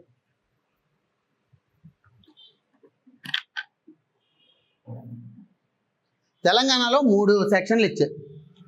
మొదటి సెక్షన్ భారతదేశ ఆర్థిక వ్యవస్థ గురించి, రెండో సెక్షన్ ఏమో తెలంగాణ ఆర్థిక వ్యవస్థ గురించి, మళ్ళీ మూడో సెక్షన్ భారతదేశ ఆర్థిక వ్యవస్థ గురించి. 2 సెక్షన్లు ఎందుకు భారతదేశ ఆర్థిక వ్యవస్థ గురించి? మీరు గమనిస్తే మొదటి సెక్షన్లో జనాభా శాస్త్రం అంటే ఒక పరిమాణ పరంగా మనం చేయగలిగింది, జాతీయ ఆదాయం పరిమాణం చేయగలం, ప్రాథమిక మరియు ద్వితీయ రంగాలు, పారిశ్రామిక రంగాలు, ప్రణాళిక, నీతి ఆయోగ్ అంటే ఏంటి? ఇవన్నీ కూడా క్వాంటిటేటివ్ ఆస్పెక్ట్స్, అంటే మనకి డేటా ఎక్కువ ఉంటుంది. మీరు మూడో సెక్షన్ చూడండి, ఇవన్నీ నాణ్యతాపరమైనవి, ఆర్థిక వ్యవస్థ ఆర్థిక వృద్ధి యొక్క సవాళ్ళు ఇవన్నీ. సామాజిక అభివృద్ధి జరిగిందా లేదా, పేదరికం నిరుద్యోగం ఏ రకంగా ఉంది, ప్రాంతీయ అసమానతలు ఏ రకంగా ఉన్నాయి. నేను ఎందుకు 140 మార్కులని చెప్పాను? దీంట్లో 50 క్వశ్చన్లు ఇస్తే 5వ చాప్టర్ ఏంటిది? పర్యావరణం మరియు సుస్థిరాభివృద్ధి. అది మన ఆర్థిక వ్యవస్థ సంబంధించిన టాపిక్ కాదు, అది సెపరేట్గా చెప్తారు మీకు. అందుకే నేను 140 మార్కులకే అన్నాను. ఇప్పుడు మొదటిది ఇది చూడాలి. వృద్ధి అంటే ఏంటి, అభివృద్ధి అంటే ఏంటి? చాలాసార్లు అభివృద్ధి అభివృద్ధి అభివృద్ధి అంటూ ఉంటాం. వృద్ధి అంటే ఏంటి, అభివృద్ధి అంటే ఏంటి? ఆర్థిక వృద్ధి, ఆర్థిక అభివృద్ధి. ఆర్థిక వృద్ధి ఏమో కేవలం ఆర్థిక వ్యవస్థ పరిమాణాన్ని మాత్రమే కొలుస్తారు. అదే ఆర్థిక అభివృద్ధి అనేది ఆ పరిమాణంతో పాటు నాణ్యతనే కొలుస్తారు. ఇప్పుడు భారతదేశ జాతీయ ఆదాయం కేవలం పరిమాణాన్ని మాత్రం కొలుస్తుందా? జాతీయ ఆదాయం పెరుగుతుందా లేదా? ఇప్పుడు గత సంవత్సరం $3.92 ట్రిలియన్ ఉంటే ఈ సంవత్సరం $4.15 ట్రిలియన్ ఉంది. మన నామమాత్రపు జీడిపి అనేది, అవునా? నామమాత్ర జీడిపి $4.15 ట్రిలియన్ ఉంది. అందుకే కదా మనం 6వ స్థానంలోకి వచ్చేసాం. అదే నాణ్యతాపరమైనది చదవాలి అంటే భారతదేశ మానవాభివృద్ధి రేటు ఏ రకంగా ఉంది? మానవాభివృద్ధిలో ఏమేమి వస్తాయండి? Human development. మానవాభివృద్ధిలో మొదటిది జాతీయ ఆదాయానికి సంబంధించి తలసరి ఆదాయాన్ని లెక్కిస్తారు.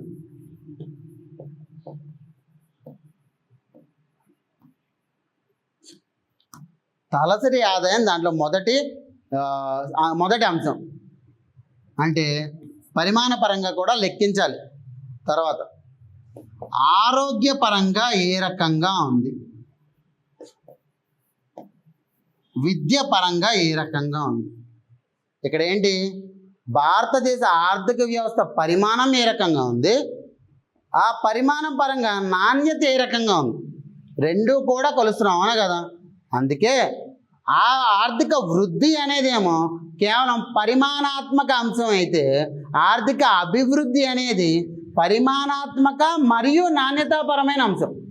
భారతదేశంలో ఆరోగ్య సూచి ఏ రకంగా ఉంది, విద్యాపరమైన సూచి ఏ రకంగా ఉంది, ఇదేమో తలసరి ఆదాయం ఏ రకంగా ఉంది, ఇదేమో పరిమాణ పరంగా అయితే ఇదేమో నాణ్యతాపరమైనది. అర్థమైందా? ఆర్థిక వృద్ధి అనేది పరిమాణాత్మక అంశం అయితే ఆర్థిక అభివృద్ధి అనేది నాణ్యతాపరమైన అంశం. ఈ రెండు కూడా తేడా తెలుసుకోవాలి. అర్థమైందా? ఎందుకు సార్ రెండింటికి తేడా కావాలి అంటే, మనకి భారతదేశ ఆర్థిక వ్యవస్థ అనేది 6వ స్థానంలో ఉంది అని చెప్పాను మొన్న. ఇటీవలే అంతర్జాతీయ ద్రవ్యనిధి ప్రచురించిన నివేదిక ప్రకారం 6వ స్థానంలో ఉన్నప్పుడు ప్రపంచంతో 194 దేశాలు ఉన్న ఐక్యరాజ్య సమితిలో భారతదేశం 6వ స్థానం. అంటే ఏంటి? టాప్ 10లో ఉంది. అదే రకంగా మన జీవనశైలి ఉండాలి కదా. కానీ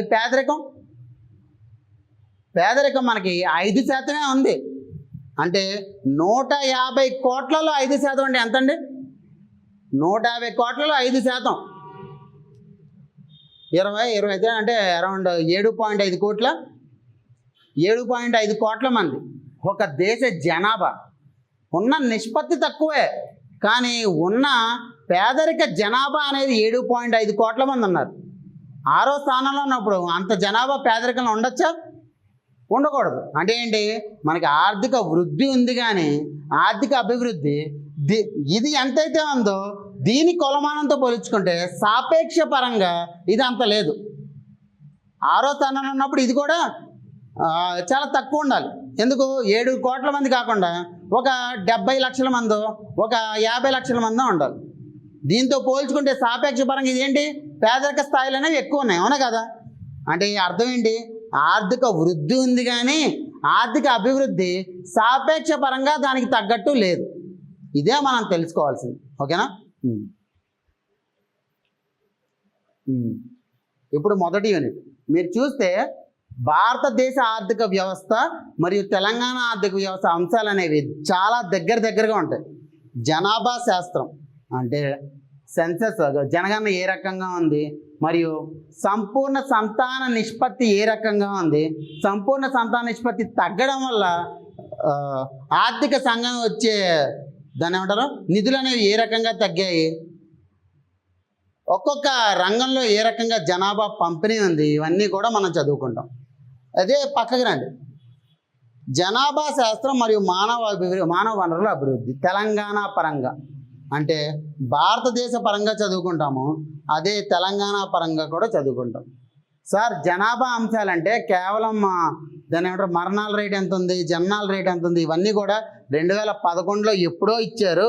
ఆ డేటా ఇప్పుడు మనకి ఎలా రెలవెంట్ సార్ అంటే మనకి కేవలం 2011-12 జనగణన మాత్రమే కాదు, ప్రతి 4 సంవత్సరాలకి ఒకసారి జాతీయ కుటుంబ ఆరోగ్య survey, national family health survey అనేది రిలీజ్ అవుతుంది. నేషనల్ ఫ్యామిలీ హెల్త్ సర్వే 5 అనేది రిలీజ్ అయింది 2019-21కి, మళ్ళీ 26-27 టైం ఇంకొకటి రిలీజ్ అవుతుంది. ఆ వాటిలో ఈ మరణాల రేట్ ఎంత ఉంది, జననాల రేట్ ఎంత ఉంది, సంపూర్ణ సంతాన సాఫల్యత రేట్ ఎంత ఉంది, ఇవన్నీ కూడా ఇస్తారు. అర్థమవుతుందా? వీటి పరంగా ఈ నివేదికలు అనేవి మనకి ఇంపార్టెంట్. తెలంగాణ పరంగా కూడా, ఏపీలో కూడా కొన్ని బిట్లు అడుగుతారు, నివేదికలు అనుకున్నాం కదా. తర్వాత తెలంగాణ ఆర్థిక వ్యవస్థ నిర్మాణం, ఇది చూడడానికి సింపుల్ కానీ ఎక్కడి నుంచి స్టార్ట్ అయిందండి, 1948 నుంచి స్టార్ట్ అయింది. అవిభక్త ఆంధ్రప్రదేశ్లో తెలంగాణ ఆర్థిక వ్యవస్థ ఏ రకంగా ఉంది, వాటి కమిటీలు ఏంటివి, భూ సంస్కరణలు ఏంటివి, 2014 తర్వాత ఏ రకంగా ఉంది, ఇవన్నీ ఉన్నాయి. ఇవి కాకుండా హైదరాబాద్ సంస్థానంలో తెలంగాణ ఆర్థిక వృద్ధి ఏ రకంగా ఉంది, అది కూడా చదవాలి. తర్వాత 3వది వ్యవసాయ రంగం మరియు అనుబంధ రంగాలు, పారిశ్రామిక సేవా రంగాలు, పబ్లిక్ ఫైనాన్స్, ఆ దేశ ఆర్థిక వ్యవస్థ ఏ రకంగా ఉంది, ఈ పబ్లిక్ ఫైనాన్స్. మీకు ఏంటి అంటే ఒకటి మంచిది, బ్యాంకింగ్ చాలా పెద్ద చాప్టర్, ద్రవ్య సరఫరా. బ్యాంకింగ్ లేదు మీకు తెలంగాణ వాళ్ళకి. ఒకవేళ బ్యాంకింగ్ ఉంటే చాలా డెప్త్గా వెళ్ళాల్సి వచ్చేది. ఏపీ వాళ్ళకి ఏంటంటే అది నెగిటివ్, తెలంగాణ వాళ్ళకి బ్యాంకింగ్ లేదు, అది చాలా మంచి అంశం. దాని బదులు చాలా సింపుల్ ఇచ్చే టాపిక్స్ ఏమిచ్చాడు, వృద్ధి మరియు అభివృద్ధి, రెండిటికి తేడా ఏంటి, అభివృద్ధి సూచికలు ఏంటి, బహుమితీయ పేదరిక సూచి ఏంటి, అసమానతల సూచి గినీ కోఎఫిషియంట్ ఏంటి, ఇవన్నీ కూడా చదవాలి మనం. సామాజిక అభివృద్ధి, ఇవన్నీ కూడా సబ్జెక్టివ్ టాపిక్స్. అంటే తెలంగాణ పరంగా ఏ రకంగా ఉన్నాయి, ఏంటి భారతదేశ పరంగా ఏ రకంగా ఉన్నాయి, సామాజిక అసమానతలు ఏ రకంగా ఉన్నాయి, ఇవన్నీ కూడా చదువుతాం.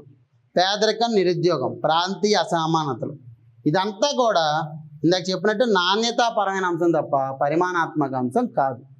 అర్థమైందా? మీకు తెలంగాణలో కూడా చూడండి, ఆంధ్రప్రదేశ్లో ఏ రకంగా అయితే ఉందో తెలంగాణలో కూడా వ్యవసాయం, పరిశ్రమ సేవా రంగాలు, ఆర్థిక విధానాలు. సో ఇండియా చదువుతామో తెలంగాణ చదువుతాం, ఇండియా చదువుతాం తెలంగాణ చదువుతాం. ఈ రకంగా ఎప్పుడైతే చదువుతామో ఎకానమీ పేపర్ చాలా ఈజీ అయిపోతుంది. అందులో మీకు క్వశ్చన్లు కూడా ఏ రకంగా ఇస్తున్నాడంటే భారతదేశ జాతీయ ఆదాయం ఏ రకంగా ఉంది, భారతదేశ జాతీయ ఆదాయ వృద్ధి రేటు అనేది తెలంగాణ వృద్ధి రేటు కంటే ఎక్కువ ఉందా తక్కువ ఉందా, మనకి సామాజిక ఆర్థిక సర్వే కూడా అదే రకంగా ఇస్తున్నాడు. అర్థమైందా? ఇది మనకి ఏం సిలబస్ ఉంది, ఎలాంటి క్వశ్చన్లు వస్తున్నాయి, నెక్స్ట్ ఏ రకమైన అంచనాలు ఉన్నాయి, ఏ పుస్తకాలు చదవాలి, ఇవన్నీ కూడా ఈరోజు మాట్లాడుకున్నాం. మళ్ళీ క్లాసెస్ స్టార్ట్ అయిన తర్వాత ఏంటి అంటే ఫస్ట్ ఏవైతే కామన్గా ఉన్నాయో జాతీయ ఆదాయము, ప్రణాళిక రంగము, మళ్ళీ పబ్లిక్ ఫైనాన్స్, తర్వాత వ్యవసాయ పారిశ్రామిక సేవా రంగాలు మరియు విదేశీ వాణిజ్యం, ఈ టాపిక్లన్నీ కూడా ఇద్దరికి కలిపి జరుగుతాయి. దాని తర్వాత సెపరేట్ చేసి ఆంధ్రప్రదేశ్ వాళ్ళకేమో బ్యాంకింగ్ సెపరేట్గా చెప్పాలి, తెలంగాణ వాళ్ళకేమో ఏవైతే నాణ్యతాపరమైన అంశాలు ఉన్నాయో అవన్నీ కూడా చెప్పాలి. జనాభా శాస్త్రంతో పాటు జనాభా భాజ్యం అంటే ఏంటి ఇవన్నీ కూడా చెప్తాను. అదవుతున్నా ఆ విధంగా క్లాసెస్ అనేవి ఉంటాయి. ఓకేనా? ఇంకా అది మనకి క్లాసెస్ జరిగే తీరు. అదేనా? అర్థశాస్త్రం ఏంటి, ఆర్థిక వ్యవస్థ ఏంటి, వివిధ రకాల అంచనాలు ఏ రకంగా ఉన్నాయి, నిర్వచనాలన్నీ కూడా ఆ రకంగా చదువుతాం మనం. ఓకేనా? ఇంకా ఏమైనా డౌట్స్ ఉన్నాయా? ఆన్లైన్ స్టూడెంట్స్ కూడా నేను అన్మ్యూట్ యాక్సెస్ ఇచ్చాను, మీరు ఏమైనా ఉంటే అడగండి. ప్రశ్నలు ఏ రకంగా వస్తున్నాయో మనం పూర్తిగా చూసాం మనం.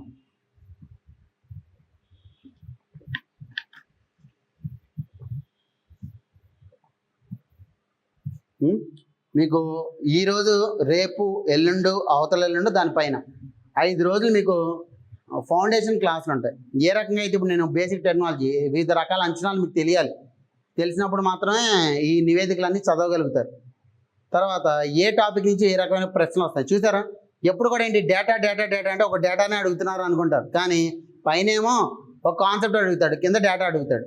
అదేవిధంగా డేటా అంటే మన వాళ్ళు ఏమనుకుంటారు, 4.8, 3.4 నెంబర్లు ఇస్తారు అనుకుంటారు. కాదు, అరేంజ్మెంట్లు కూడా ఇస్తాడు. మనం చదివేది కూడా ఆ రకంగానే చదవాలి.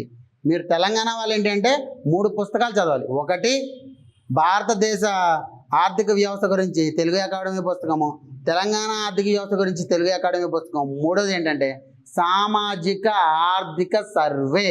ఈ 3 పుస్తకాలు చదవాలి. ఏపీ వాళ్ళు ఏంటి భారతదేశ ఆర్థిక వ్యవస్థ, ఆంధ్రప్రదేశ్ ఆర్థిక వ్యవస్థ మరియు బడ్జెట్ మాత్రమే చదువుతారు. సామాజిక ఆర్థిక సర్వే మీకు లేదు. నెక్స్ట్ ఇద్దరికి ఏపీ వాళ్ళకి కూడా హిస్టరీలో ఉంది, తెలంగాణ వాళ్ళకేమో దీంట్లో అవిభక్త ఆంధ్రప్రదేశ్లో తెలంగాణ ఆర్థిక వ్యవస్థ ఏ రకంగా ఉందని ఇచ్చాడు. దీనికి సంబంధించి 2005లో ఎన్సిఏఈఆర్ నివేదిక ఉంటుంది. National commission for applied economics research అనే ఒక నివేదిక ఉంటుంది. ఏ రకంగా ఆంధ్రప్రదేశ్లో రాయలసీమ, తెలంగాణ మరియు కోస్తాంధ్ర అభివృద్ధి జరిగింది, ఉద్యోగాల పరంగా అభివృద్ధి ఏంటి, మౌలిక సదుపాయాల పరంగా అభివృద్ధి ఏంటి, నీటి పారుదల పరంగా అభివృద్ధి ఏంటి అనేది ఆ నివేదిక మాత్రం మనం పూర్తిగా చదువుకుంటాం. సార్ ఈ నివేదిక ఏంటి సార్ అంటే మీకు ఎవరికి తెలియదు, కానీ నేను శ్రీకృష్ణ కమిటీ అంటే మీకు అందరికీ తెలుసు. ఈ నివేదిక ఏంటంటే శ్రీకృష్ణ కమిటీ రిపోర్ట్, ఒక 600 పేజీలు ఉంటుంది. మనం భారతదేశ ఆర్థిక సర్వేనే 740 పేజీలు ఉంది భారతదేశ ఆర్థిక సర్వే. ఈసారి భారతదేశ ఆర్థిక సర్వే కూడా మన క్లాస్లో చెప్పుకుంటాం, ఎందుకంటే మనం చెప్పుకోవాలి, దాని నుంచి ప్రశ్నలు కూడా వస్తున్నాయి. అర్థమవుతుందా? అది ఇది సంగతి. ఇంకా అప్పుడు డౌట్స్ ఉంటే అడగండి, లేదంటే మళ్ళీ రేపు ఇదే టైంకి 5:30 to 7:30 మోస్తరుగా 5:30 to 7:30 ఆ రకంగా క్లాస్ అనేది ఉంటుంది. ఓకేనా? Doubts? Thank you very much. Class full fledged classes అనేవి 22nd నుంచి స్టార్ట్ అవుతాయి. గ్రూప్ 2 వాళ్ళకి, తెలుగు మీడియం వాళ్ళకి నెక్స్ట్ పాలిటీ స్టార్ట్ అవుతుంది. పాలిటీ సబ్జెక్ట్తో క్లాసెస్ స్టార్ట్ అవుతుంది. రేపు మీకు పాలిటీనే ఫౌండేషన్ క్లాస్ కూడా ఉంది. వెంకట్ సార్ చెప్తారు, పాలిటీ ఫౌండేషన్ క్లాస్ అనేది మీకు చెప్తారు. ఓకేనా? అది సింపుల్. డైలీ క్లాస్ జరుగుతుంది ఒక 5 గంటలు. దాని తర్వాత ఒక 20 క్వశ్చన్లు ఇస్తారు. ఆ 20 క్వశ్చన్లు ముందు రోజు ఏదైతే క్లాస్ జరిగిందో దాని మీద ఒక 20 ప్రీవియస్ ఇయర్ ప్రశ్నలు అనేవి ఇస్తారు. అవి మీరు సాల్వ్ చేస్తే ఏ రకమైన ప్రశ్నలు వస్తున్నాయనే తెలుస్తుంది. తర్వాత మీకు మండే టు ఫ్రైడే మాత్రమే క్లాసెస్ జరుగుతాయి. సాటర్డే నాడు ఏం జరుగుతుంది, ఆఫ్టర్నూన్ 2:30 to 4:30 ఒక 100 ప్రశ్నలు అనేవి మీకు టెస్ట్ జరుగుతుంది. ఆ సిలబస్ అనేది ముందు వారం ఏదైతే సిలబస్ జరిగిందో దాని మీద మీకు టెస్ట్ అనేది జరుగుతుంది. ప్రతి వారం ఇదే రిపీట్ అవుతూ ఉంటుంది. ఒక నెలకి ఒక సబ్జెక్ట్ అనేది అవుతుంది. ఏపీ వాళ్ళకి పాలిటీ ఇప్పుడు అయిపోతే మొత్తం అన్నీ కూడా ప్రిలిమ్స్కి సంబంధించిన సబ్జెక్ట్స్ అనేవి స్టార్ట్ చేస్తాను. మీకు 5 ఉన్నాయి ప్రిలిమ్స్. భారతదేశ చరిత్ర ఉంది, భారతదేశ సమాజం ఉంది, కరెంట్ అఫైర్స్ ఉంది, మెంటల్ ఎబిలిటీ ఉంది, జాగ్రఫీ ఉంది. ప్రిలిమ్స్కి సంబంధించిన టాపిక్స్ స్టార్ట్ చేస్తారు. పాలిటీ అయిపోతే పాలిటీ ఒక నల్లబడుతుంది. నోటిఫికేషన్ వచ్చే టైంకి ప్రిలిమ్స్ కంప్లీట్. అది ఇంకా అదే అండి. Thank you everyone.